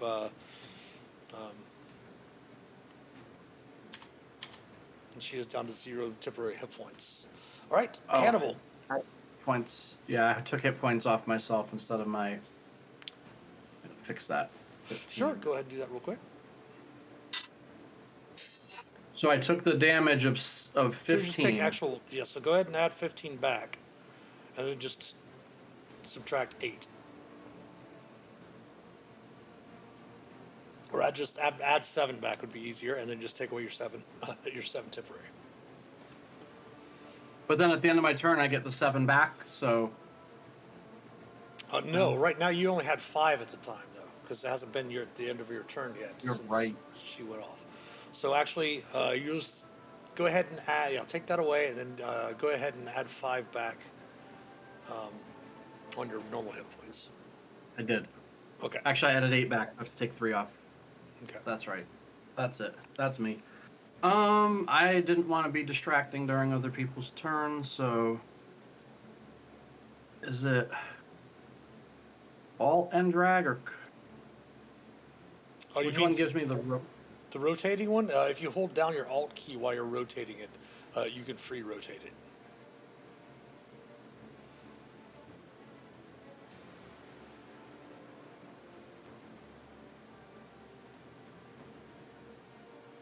That's pretty sad. Why is it not? Because you actually have to click on the little thing, the blue thing at the top to rotate it. See how it's in somebody's hit points. I couldn't see it. Gotcha. So is there a way I can drop this? If you want to get those 3 right here, yes, that's not a problem. I'm not going to make you have to deal it out. You can do the 3 hobgoblins immediately right in front of you all. Okay, cool. So yeah, we can go ahead and delete that. All right. So I'm going to drop my Breath of the Dragon. They need to make dex saves against my key DC, which says 14. Looks like 14. Yep, and then they take martial dice 2 half on a save, so at least they'll take something. All right, so we'll start with this one here first. Dexterity save, DC 14. It will fail, taking 7. Nice. Give Shalron something to toll.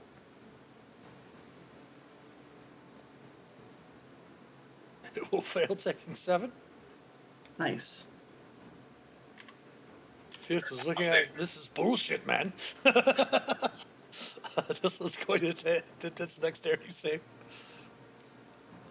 Failing and taking 7 as well. Was that your lightning damage? Breath of the Dragon. Yeah, we'll do lightning. It's fine. Okay. Anything else? So that counts as, yeah, it says you can replace your attack action with the breath, so I can still do my 1 or 2 punches. Just gonna do 1 punch on the guy to my south. Okay. That will hit. Killing that hobgoblin. Yeah. All right, and Yes. then I'll Way to go. take a little movement since it's freed up. All right. And now, at the end of your turn, take your 7 temporary hit points. Now I take 7 back. Thanks, Shalron. That's it. And keep in mind, Ulmer, I don't think you have any temps at the moment. Okay.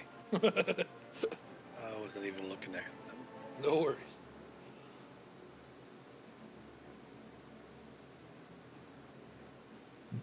And Ulmer is up.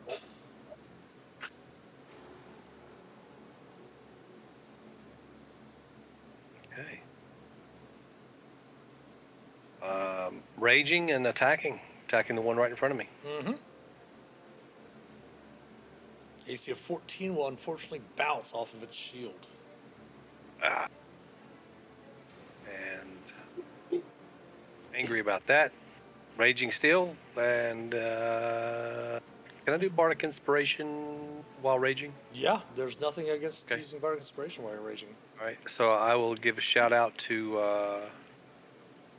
Hannibal beside me. For next 10 minutes, he can add 6 to a roll of d6 to something. Okay. Shailrin is up. She's going to attempt to Toll the Dead on the one in the middle. Checking its wisdom save. That's going to succeed on the numbers, it looks like. Oh, right there on the number. Whew. Damn.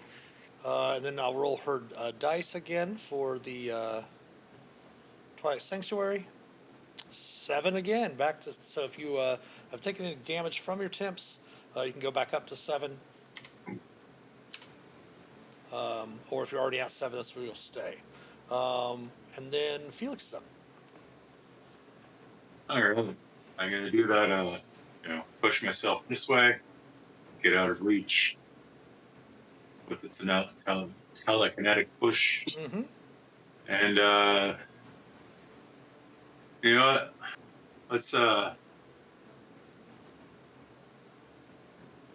use Tasha's again. Okay. Might as well. All right. Try it again. Yeah, don't worry about getting the template out. You're fine. Yeah.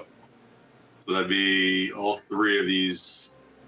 Right in front of you. All right. Then a dexterity Yep. saving throw against your DC of 13, correct?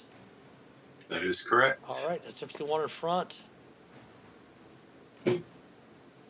You'll make a save. The one right behind it. Oh, he's got a fail. Finally. All right, finally. So we'll put some acid damage on him. And the one in the back.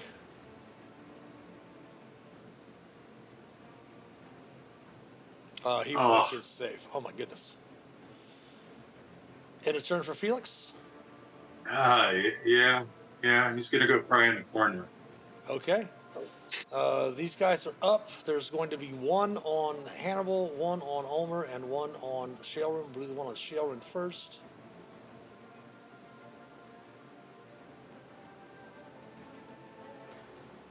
Oof. That's going to hit with a 21 for 7. Plus another 6, so 13. She'll take actually 6 actual hit points of damage. Taking the 7 from her temp hit points. The one that is on Hannibal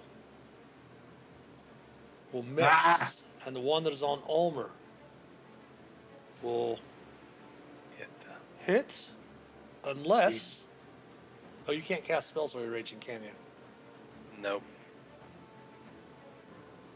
But he does take 2d4 dice of Yes. Oh, actually, acid supply damage. they do that before it before it attacks. So it actually it would kill it before he gets to attack. Nice. Okay. Sweet. Oh, Thank you. Good call. Good call. That was all 3 of them. The bosses are up. This boss is going to move in here and pull out a scimitar. Just going to multi-attack first. Ulmer looks the worst, so they're going to pick on you a little bit, Ulmer. AC of 20 for 4 points of slashing. Okay. An AC of 16 for 2 points of slashing. All right. Take your temp first. Yep. Yep, take your temp first. Missing and missing. And then using Nice. Nimble Escape to step outside.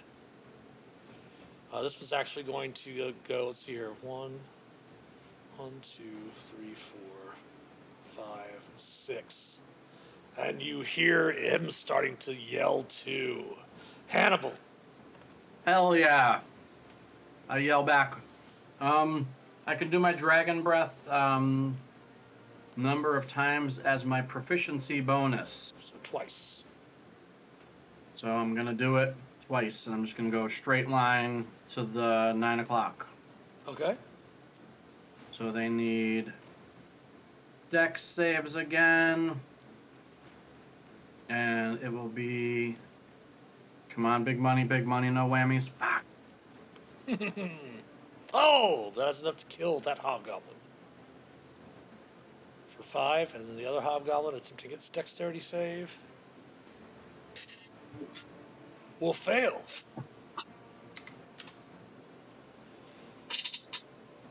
All right, where am I at for key? 2 left. He's not worth it. I'm gonna skirt over to here, and I'm just gonna do a single unarmed strike. That will hit, killing off that hobgoblin to the north. Yes. And I can't throw Ulmer a potion. Never mind. Okay, that's me. All right, Ulmer, you are up. I was already thinking about using a potion. Oh, okay. Yeah, I have one. I don't see any goblins or hobgoblins, so yeah. Homer just kind of shakes his head and swigs back his Keep in potion of mind greater if you healing. do. Keep in mind if you do, and you don't get attacked before your next turn, you'll lose your rage. Okay. Just wanted to Well, remind you of that. I won't do. I move over here to see what's going on, and then I kind of keep going. I see them. I look in the door. I see them, and I stand up here, and I was like, okay. And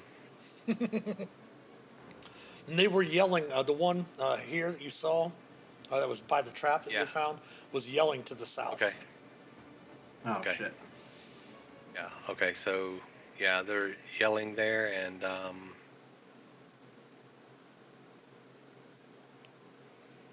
shut the door. Okay. What are we gonna do now, guys? And I will. Now, if you want to chug your potion, feel free to do so. I will go You're ahead and still in chug the combat. potion now. Yeah, you're Yeah, still I'll in go ahead and combat. chug the potion now. Yeah. Yeah. And So we'll I get back to guess. temps. Well, it is close to the top of the hour, so that means we're going to have another ad break coming up here. So we're going to go ahead again, like we did last time when it came up. It was getting ready to be Shelrin's turn.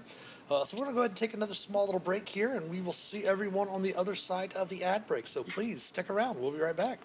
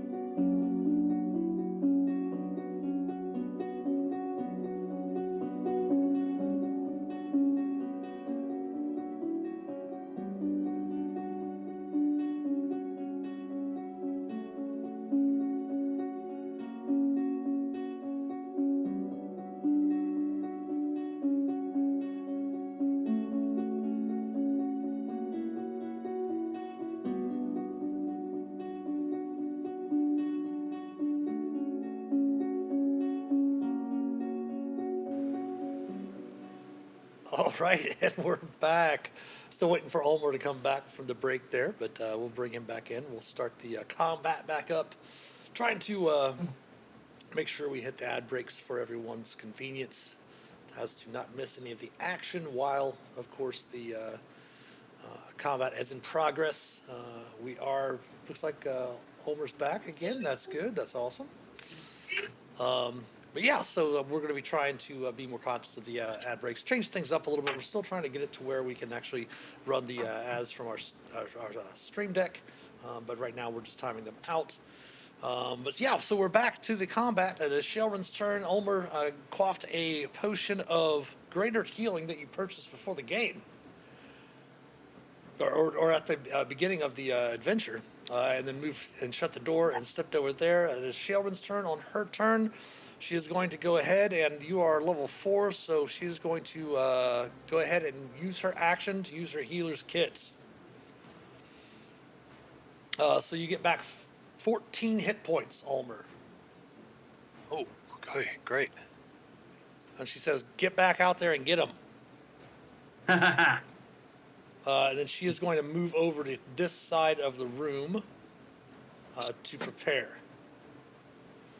Maintaining her concentration at the end of her turn, her Twilight Sanctuary will start back up again. Let's roll the hit points for that, which is a 7 again. So she'll go back up to her 7 temporary hit points.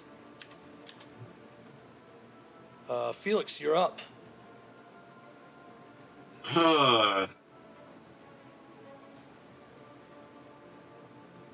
That's a good time to figure out what I want to do.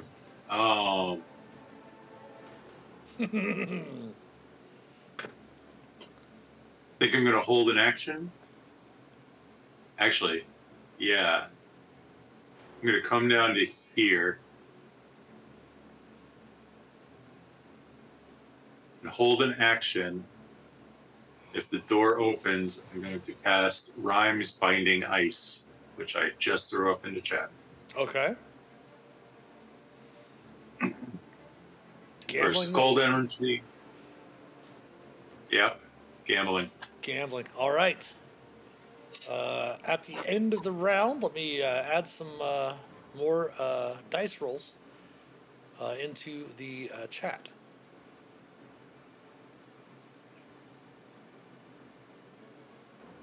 Yay!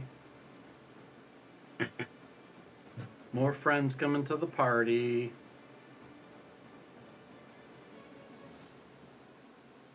Fixing them in the initiative tracker. That's great.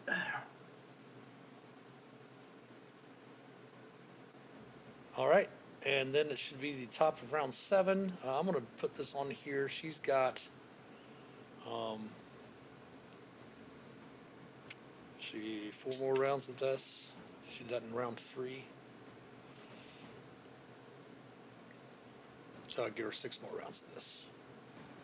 7, 7, 7, and 5. So she has 6 more rounds left. Okay, so 6. Here we go.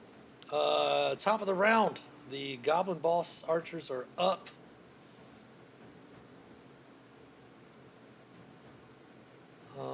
Actually, he's going to stand there. This is going to move here.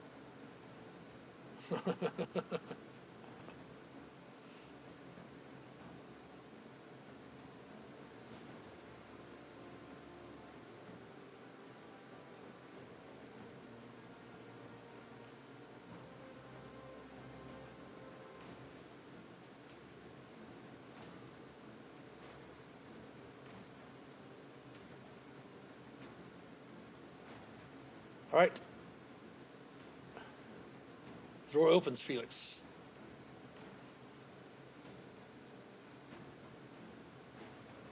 With the template at the ready. Very nice. Come on, move over for me. If you're having problems moving with that, I'll go ahead and move it for you there. Yeah, I don't know why it's not, but yep. To back. All right. Go ahead and roll your damage. Oh, 3d8 of cold damage. Here we go. This is where it turns for us, chat. This is where it rolls in our favor. We hope. Hoo-hoo-hoo. Always we hope. oh, That's right. That's right. Ooh. all right.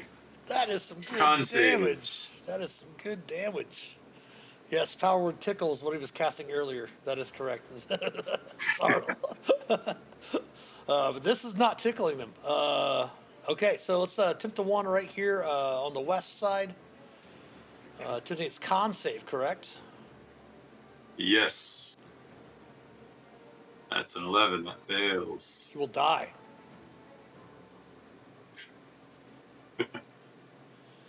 The one right here, front and center. Attempting his con save. He will succeed.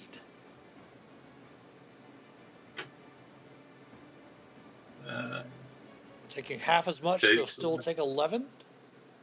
Yep. And the one behind him attempting his con save. He will fail and he will Yeah. die. All right.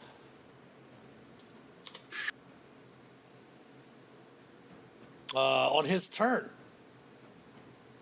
he is going to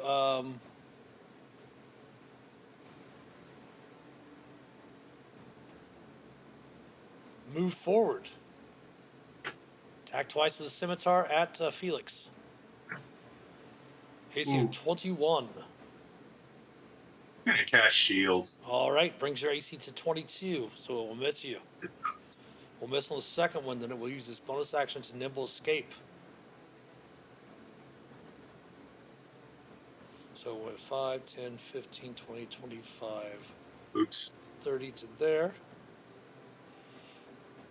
This one's going to step over. Missing. And missing. Then use its nimble escape.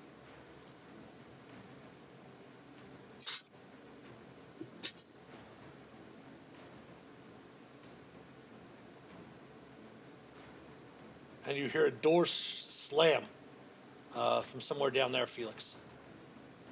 All right. That is their turns. This figure is up.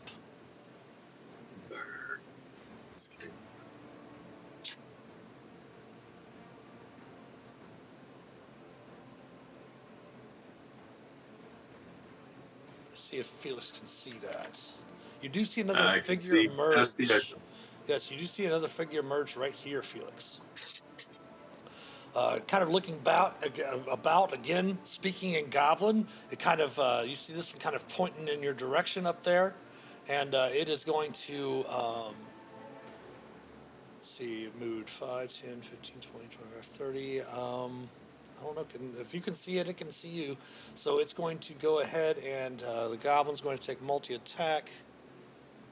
It's just going to throw a javelin. So 5, 10, 15, 20. That's short range for javelin, right? I don't know. No worries. We can check the javelin ourselves here on the character sheet for the Goblin boss. Javelin does have the reach 30, 120. Okay, so it's got 30 feet, so it's going to be just fine with that distance. So he will throw his javelin at Felix, missing. Hannibal, you're up. All right. I asked Felix what's going on out there, and before I has a chance to answer, I pushed my way past him. 5. Okay. You had to be 10 to get through him, of course. Yep. So 15 movements so far.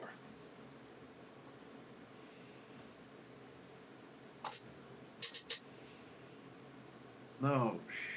All right. I'm gonna yell, "Follow me!" to the guys and girl. Okay. And I'm going to crap. I guess.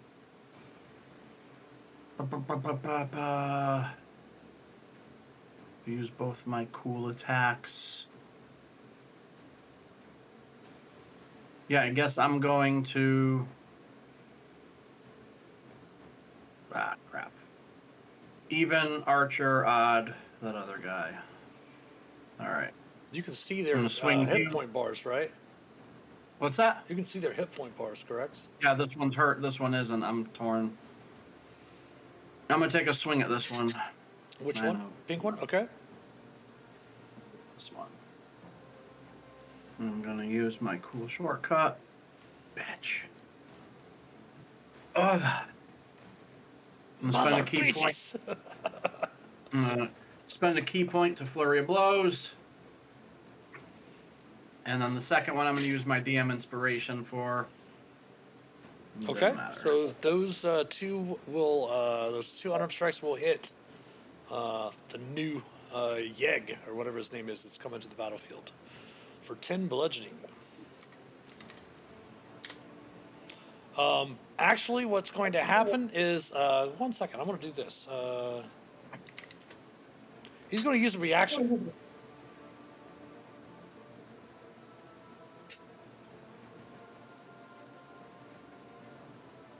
Oh.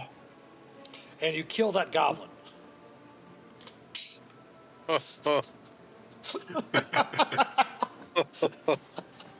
Okay. Wasted my inspiration on that, did you, Yeg? You fucking pissed me off now. Promise you that. I don't care if I go down. I'm taking you with me. It's on. All right. Anything else for Hannibal? Mm-hmm. All right. Ulmer. All right. Ulmer's still raging, right? Actually, here. Oh, I forgot. He Okay. can only do that for one of those attacks. So this one's Okay. still there at 2 hit points. There we go. So he still took the first 5. But right. the second one he had to do the reaction, turn the reaction around. Mark off my key point. All right. All right, Ulmer. Okay, so Ulmer You're up. didn't drop his rage, but he did shut the door and drink a potion. So Well, your rage will now drop because you did not make an attack Okay. roll or make something or attack yourself. So your okay, rage that's is what down. I was wanting to confirm. But that. you're not All right, a cool. berserker, so you're not going to spend the round stunned like a berserker does. Okay, You're cool. fine. You can use All your right, bonus I'll action still- rage again if need to. Yeah. All right, I'll come on down. See what's going on, and run over here and run past this guy and let's see, 5, 10. That's 10, 15. Yeah, it's just right. Yeah. All It's right, just I'm gonna attack this that's guy. 25 feet. You're good. Okay, cool. Yeah, I'm just gonna go ahead and not rage. Yeah, I'm gonna go rage again. Running in, raging. Bonus action rage. Okay. Bonus action rage, and I'm going to attack. Recklessly or not Good. recklessly? Not recklessly. Okay. Get rage back on, and not recklessly. There's that guy. Boom, and That will hit swipe. for 8 points. Oh, son of a bitch! All right. Well, it's, Okay. it's the awesome thing about the viewers actually seeing my screen and not yours. Because sometimes I might flub a little bit, say, "Oh, you did enough to do that," but now it's like I've got people watching. I've got to let the hit points play out at least. It's gonna play out. Okay. All right. Well, that's it for me then. In turn. All He's standing there ready to kick ass. The goblins are up. This goblin is going to move up over to here.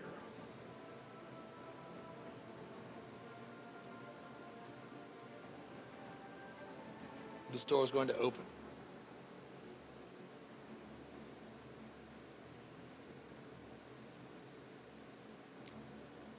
Wait, what?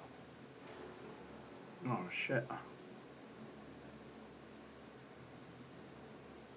They're all coming out to play. Oh,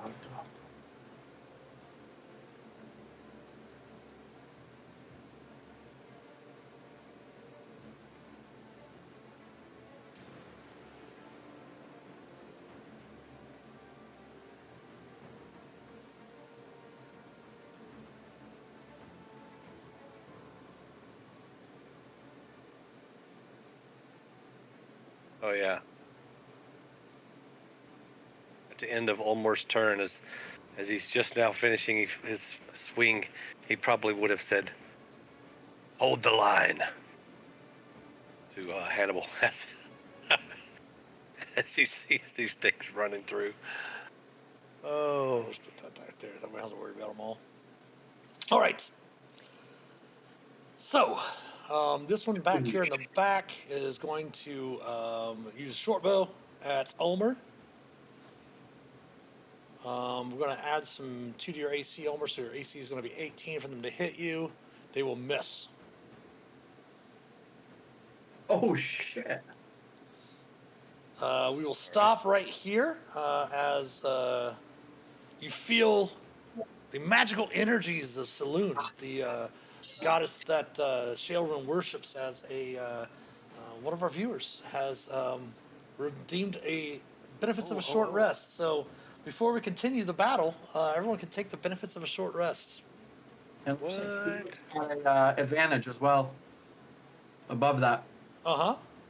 For Felix to get advantage, okay. Looks like it. Yep. Yeah. Oh, shit, I get my key points back. Greetings to make my day, fellow humans. Zard. Thank you, Zard the DM, whoever you are. And Fingers, yes, both. Thank you for the players. Hell yeah.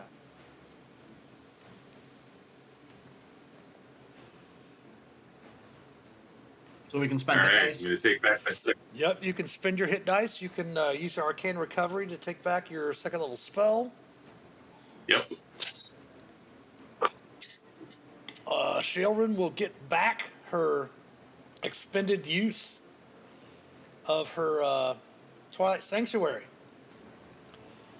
You can also, Ulmer, be affected by her healer feat again. And she is going to spend some hit dice as well.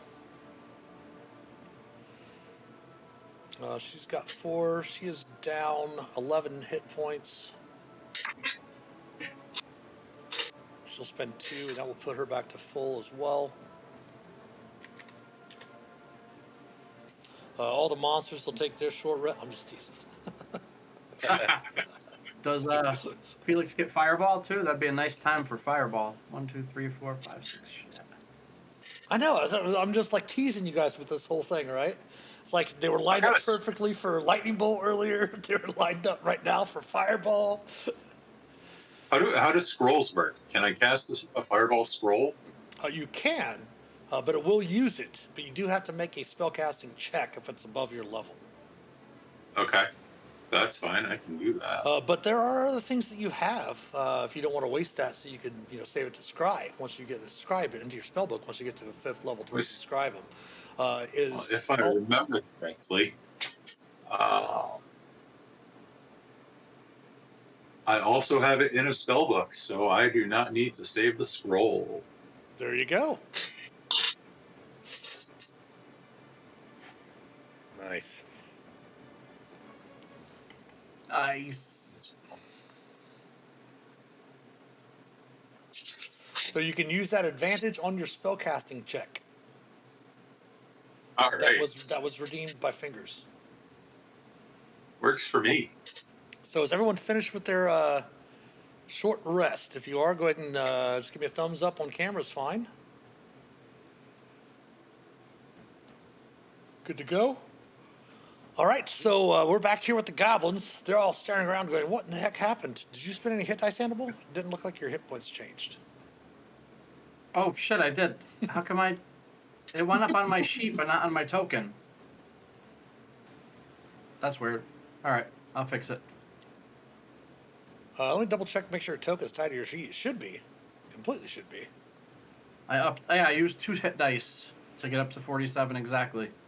Actually, to 48, but All right. all right, fix that. Sorry.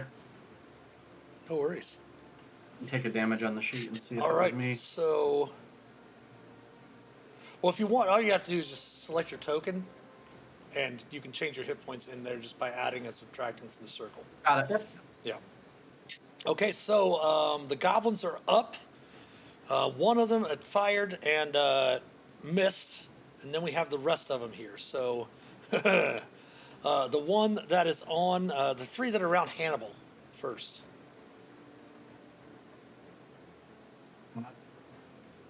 8 slashing Hannibal. So don't forget to take off your temporary first. The one to the southeast of you. 3 more slashing. So only 4 real damage so far. Yep. And the one to the south. Looks like that will hit on the numbers for 5 more. Yep. Okay, then we have the one on Ulmer over here. Will miss horribly. Now we have the 1, 2, 3, 4, 5 back behind. Let's do the this is the one that fired first from back there in the back. That totally missed. So we have these 3 here, and then this one here. So 2 at Ulmer. Oh, that's a crit for 12, but you are raging. You did bonus action rage. So that's only going to be 6 damage. Okay. The next one's going to fire at you as well. A 16 will hit on the nose for just 2 piercing because you are raging. And then Okay. the other 2 are going to fire. One's going to fire at Hannibal, missing, and then one is going. Yeah, the other one's going to fire at Hannibal as well. 20 for only 8. Only 8. Correct. And that is the goblin's turn. Sheilrin is up.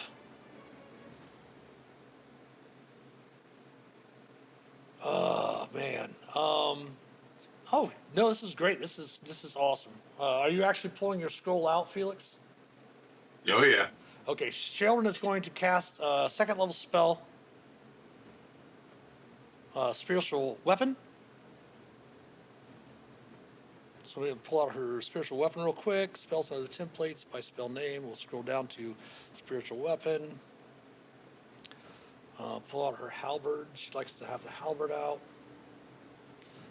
Let's close that back up real quick so it's not taking up a lot of other stuff. Let's drop down her another second level spell as she casts spiritual weapon.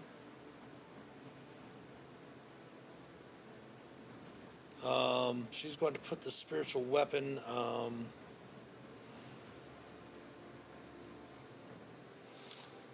She's going to put it right on Ulmer because it's you can move through it and all the stuff like that. I'm going to set it right beside you, Ulmer, if you need to move. You're probably going to stay put for a little bit right now, but she'll go ahead and cast her spiritual weapon as her bonus action.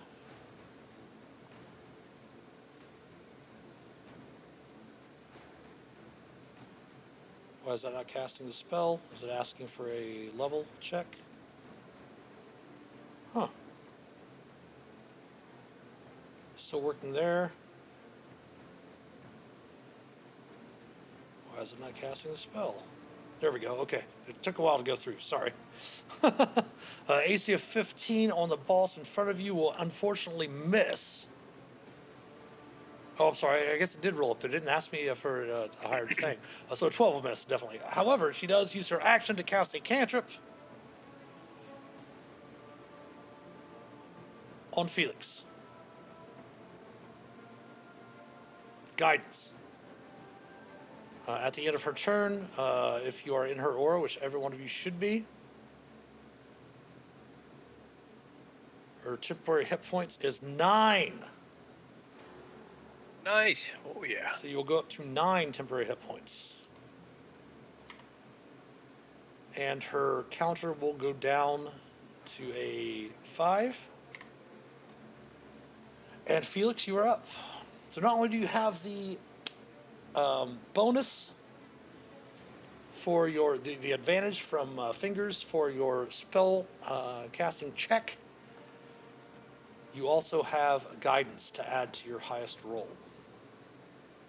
All right. So what do I roll? So basically, you roll a. The DC is 10 plus the spell's level, so it's a DC 13. So you basically roll a Yeah. die 20 with advantage for it, and then you add your spellcasting ability modifier, which is your intelligence. Okay. So what is your So intelligence basically, right now? rolling. It's a 3 or Okay. 17. So you have a +3 to your check, so it's a roll 2 d20s. We'll take the highest one of those. Okay.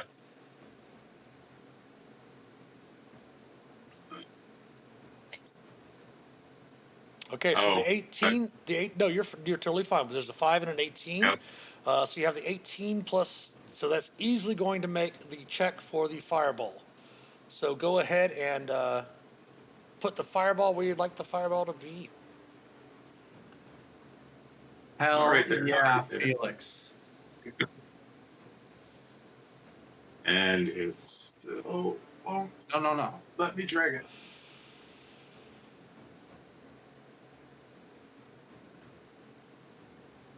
Yeah, right there is perfect.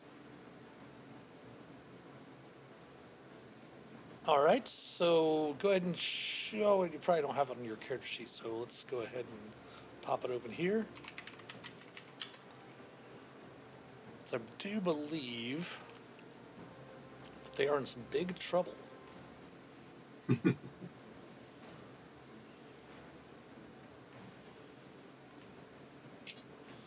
Oh, yes, indeed.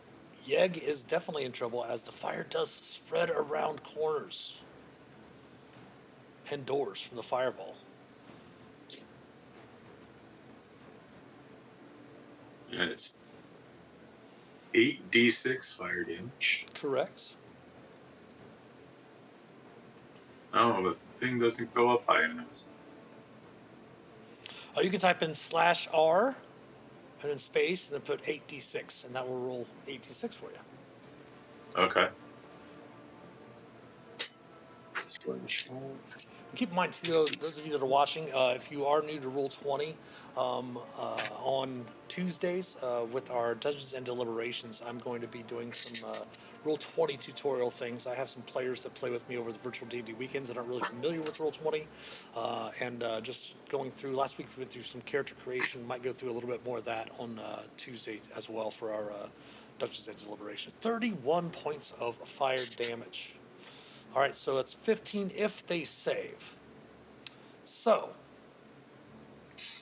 that goblin is that goblin in that fireball? That goblin is not in that fireball. However, this goblin is in the fireball, so we're going to remove him. This goblin's in the fireball, so we're going to remove them. As for this one, and this one, and this one, and this one. Yeg is also in the fireball. So we're going to attempt a dexterity saving throw. Your spell save DC is still a 13.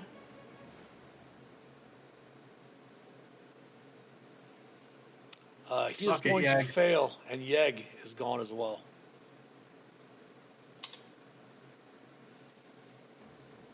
Oh yes, and the archer. To take its dexterity saving throw. The archer is also gone.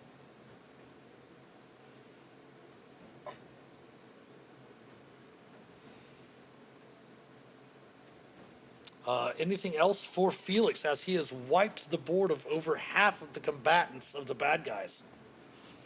I think I'm going to move into right here to give children space to walk through the door. All right.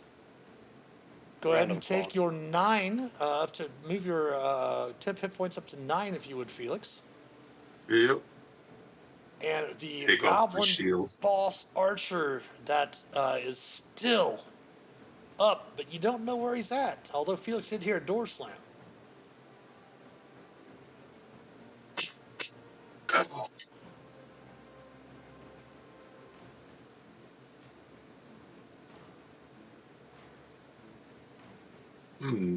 Door slammed. This direction.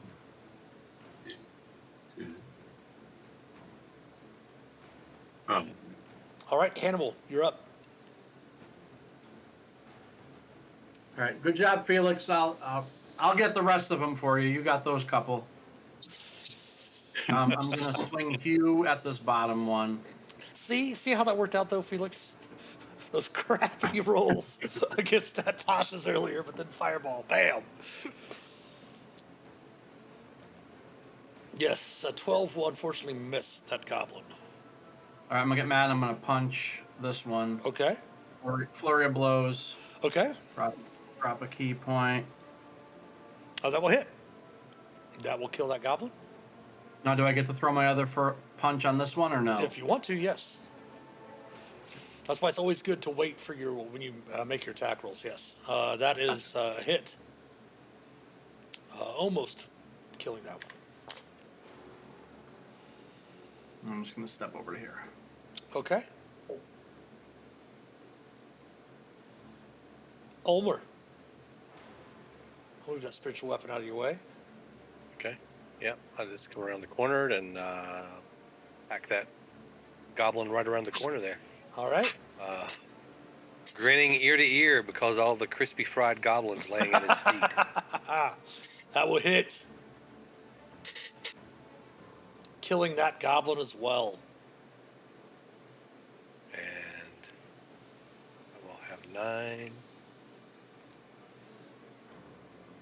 then I'll step back over and be ready to confront this one after the fact. And I put I put 9 hit points on the weapon. Let me put that. Okay, in turn for me. No worries. Go ahead and adjust your own. You're fine. There.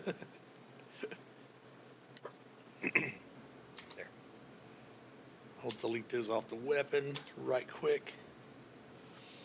All right. The goblin's up. The goblin looks at you all and cackles as it's not going to get out of here. It's going to reach up. Oh, I grabbed my 9 hit points. And it's going to set off the linchpins and collapse the ceiling from above. Oh. So that creature and Hannibal are only going to be affected by this.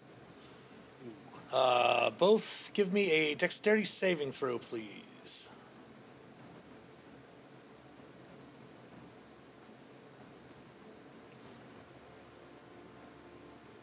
Ooh, look at that goblin.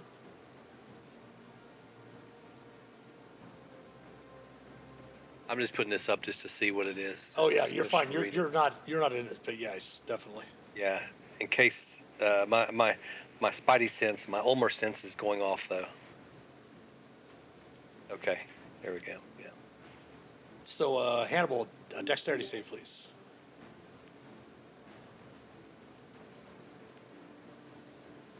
Who's dexterity save? I'm losing sound. Hannibal, dexterity Yours. saving throw. Yours, yes. Your dexterity save. You have rocks falling on your head. Okay. You got to dodge them. One by one. How many dex saves do I have to make? Just one. Just one. Ooh. All right, so you're only going to take half damage. This is going to wisp the roll, unfortunately. No, we don't want to do that. We'll just go ahead and roll it over here then. Why would that link it to the external link? Okay, whatever. So you'll only take 3 points of bludgeoning damage. Okay.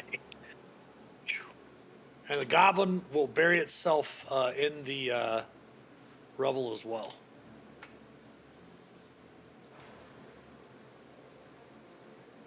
And I believe that takes you out of combat for the moment. Oops, I did not mean to get rid of my round tracker. All right. Give me 1 second before we start doing anything. Let me put this round tracker back in there. Okay, so she's going to have a couple more rolls to try to get to 10. Let me do those up real quick for her, for all of you. Let's see. One. Oh, there we go. Everyone's up to 10, 10 temporary hit points.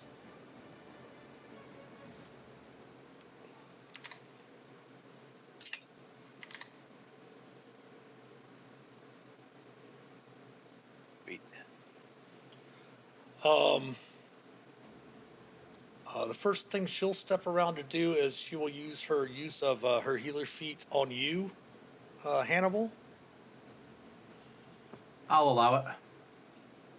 If you don't want it, she'll definitely ignore you. I'll take it.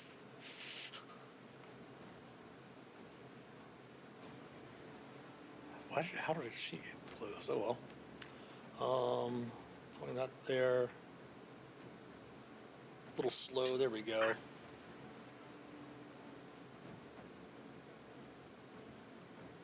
So +4 would be 13. Okay. Is anyone else wounded? Okay. Omar's a little bit. Just I have like scratch on me. One hit point. Cool. All right. So here's the situation. You can go through and check out some of the rooms you've already been through. However, if you can dodge a wrench, you can dodge a rock. Nice figures. If you want to continue on chasing after the one goblin archer that got away, you're not sure where he went. You do note that he had went through, that Felix had heard him going through this door right here. If you want to chase after him, you can. Or if you'd like to regroup, you did receive the mystical effects of a short rest. So would you like to continue on, or do you want to take a few moments to examine these chambers before continuing on? Good question. Maybe we should look down in the south where they came from. We saw everything else, so I know we didn't see in this room, or we didn't see in this room. We ought to search these rooms. Plus, you didn't check the room with the where Room up here. the archer stuck the javelin, or the priestess or whatever stuck the javelin through the curtain to hit Hannibal. Yeah, because they ran let's out of look that for room. That was look around for stuff. Yeah, to the make sure curtain there's javelin didn't area miss was anything. over here Yeah, because I didn't know that was a That was curtain. started. yeah, that's what started this whole thing. Exactly. Yeah. Now I know. Okay, it's so line curtain. Felix, what's in this room here? Let's just kind of take each room and look at them. Okay, that was the archer post. Small rooms littered with debris. Arrow slit opposite the door offers a fine field of fire over the terrace before the castle gates. Of course, there are no goblins there now, as they're gone. Olmore will go up north and go in this room and start looking around. Real quick, the first room you went into, right there, is Okay, a sorry. storeroom. That's okay. Oh, that's right. Yeah, storeroom. Old casks and sacks of rotting grain fill the storage area, along with a jumbled pile of gear. Well, I definitely want to look in the jumbled pile of gear.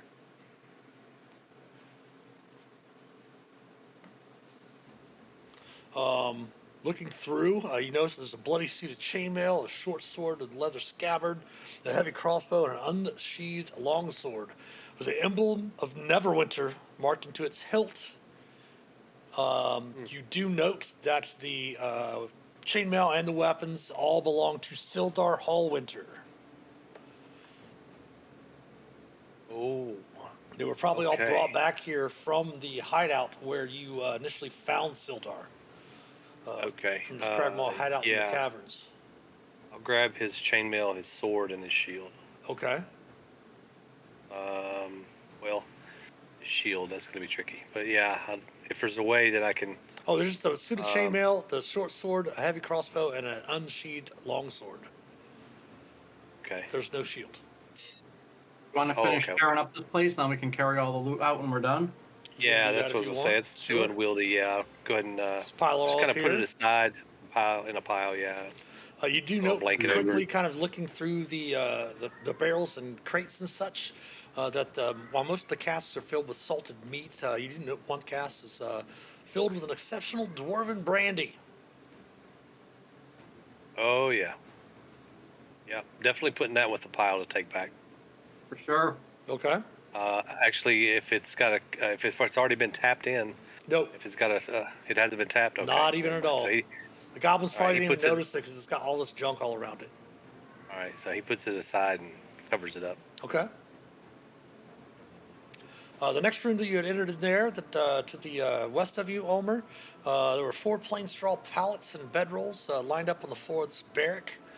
Brackets on the wall hold weapons, spears, swords, morning stars, and more. The north wall shows signs of damage, but the floor is swept clean of rubble. That is where the hobgoblins came from. Okay. Looking at the weapons, are there anything of Yes, stands out? if Anything you want to jot unusual them, value? yeah, if you want to jot them down for gathering up Yes. after you finish up, there are 5 spears, 4 long swords, 3 morning stars, 2 great swords, and a quarterstaff. In a pear tree. It's the pear tree. It The is the quarterstaff pantry. itself is actually surprisingly light, Ooh. and is worth 10 gold for the craftsmanship alone.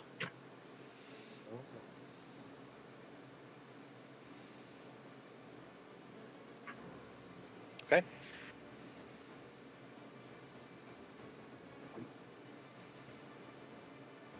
All right. Heading to the south, go ahead and double that, what I just gave you, Ulmer, as Oh, the okay. room down here to the south. The smaller tower to the south is pretty much the same. There's some of the hobgoblins and goblins were. Okay. But there is 2 other chambers that you haven't checked out, which is this one here, if you can see where I'm pinging, Hannibal, to the south. Yink. And then the room that you, the altar room.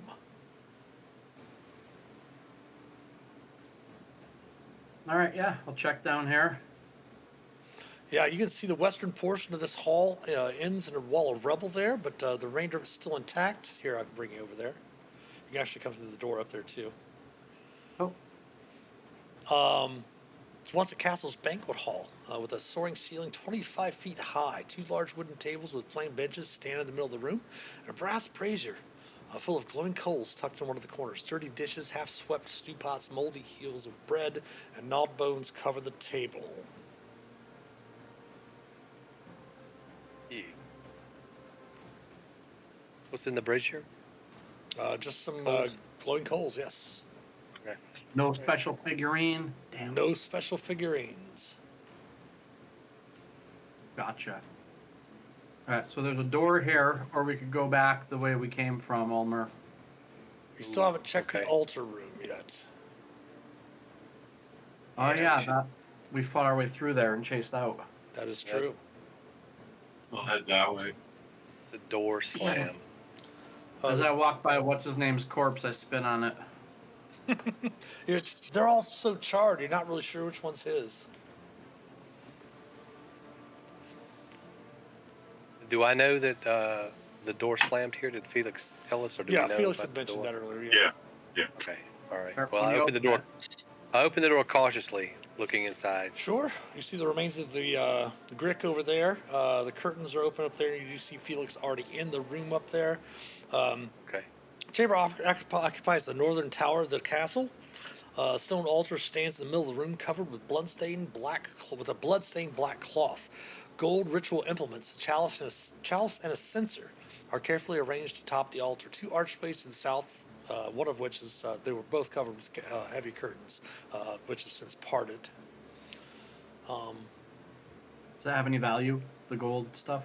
Yes, definitely. The chalice is worth 180 gold pieces, and the censer is worth 150 gold pieces.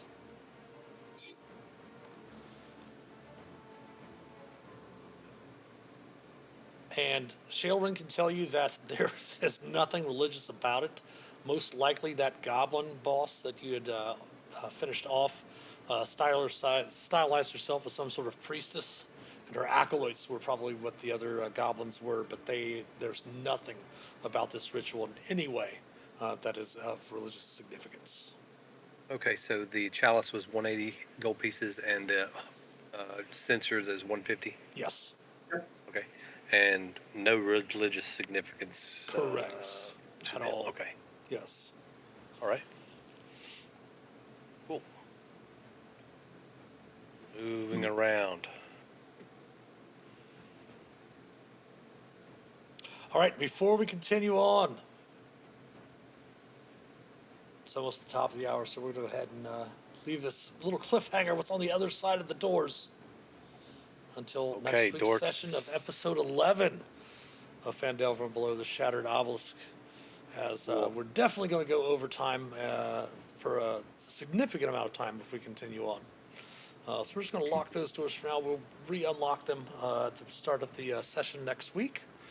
That's going to bring us to a close this evening. Lots of fun action. Great job, everyone. Yeah. Solid use of the fireball scroll. Yeah, Yeah. Fireball finally Good call. Yeah, meets that was. the appearance. Thanks for the redeem.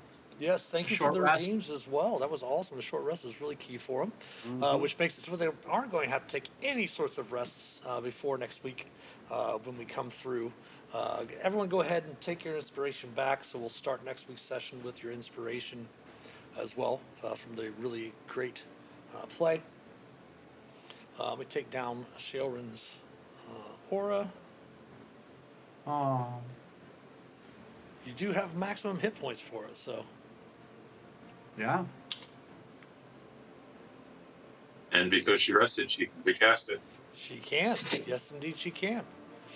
But yeah, so we'll go ahead and leave it there, and we'll pick back up right here next Sunday evening. Everyone stick around here. Actually, the closing remarks and all that stuff will go ahead and raid into another streamer working on some Dungeons and Right. Dragons as well.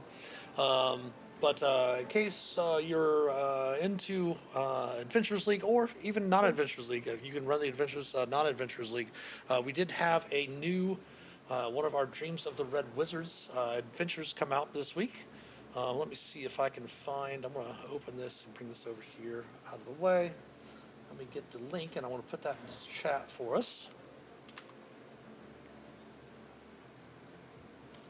It is one of the brand new Dreams of the Red Wizards Obscure Devotion storyline. It is the storyline that we just finished up last weekend with a Tier 4 epic.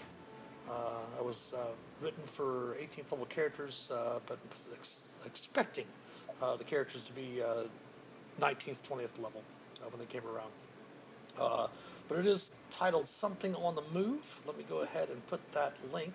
It is the third adventure from the storyline, the Obscure Devotion storyline that did just go live on the DM's Guild a couple of days ago. If you want to check that out, there's also parts 1 and 2, which is Something in the Way, and there's also Something Wicked that are available as well. So definitely check those out. We'll have some of those coming out throughout the rest of the year to complete that storyline. The storyline's all finished. We're just going through some editing of some of the later modules and then sending them off to our actual editor and our layout to go into layout and then eventually be up on the Dungeon Masters Guild as well. So they are written for Adventurers League. However, of course, you do not have to play Adventurers League rules to run them. It's a fun storyline. I plotted the whole story of the adventures, and then my co-lead, Cassandra, went through and took my ramblings of the plot and put them into an outline for the authors. And we had the authors go ahead and write up the adventures. So check those out if you have a chance. Does anyone else have anything they want to say before we sign off here?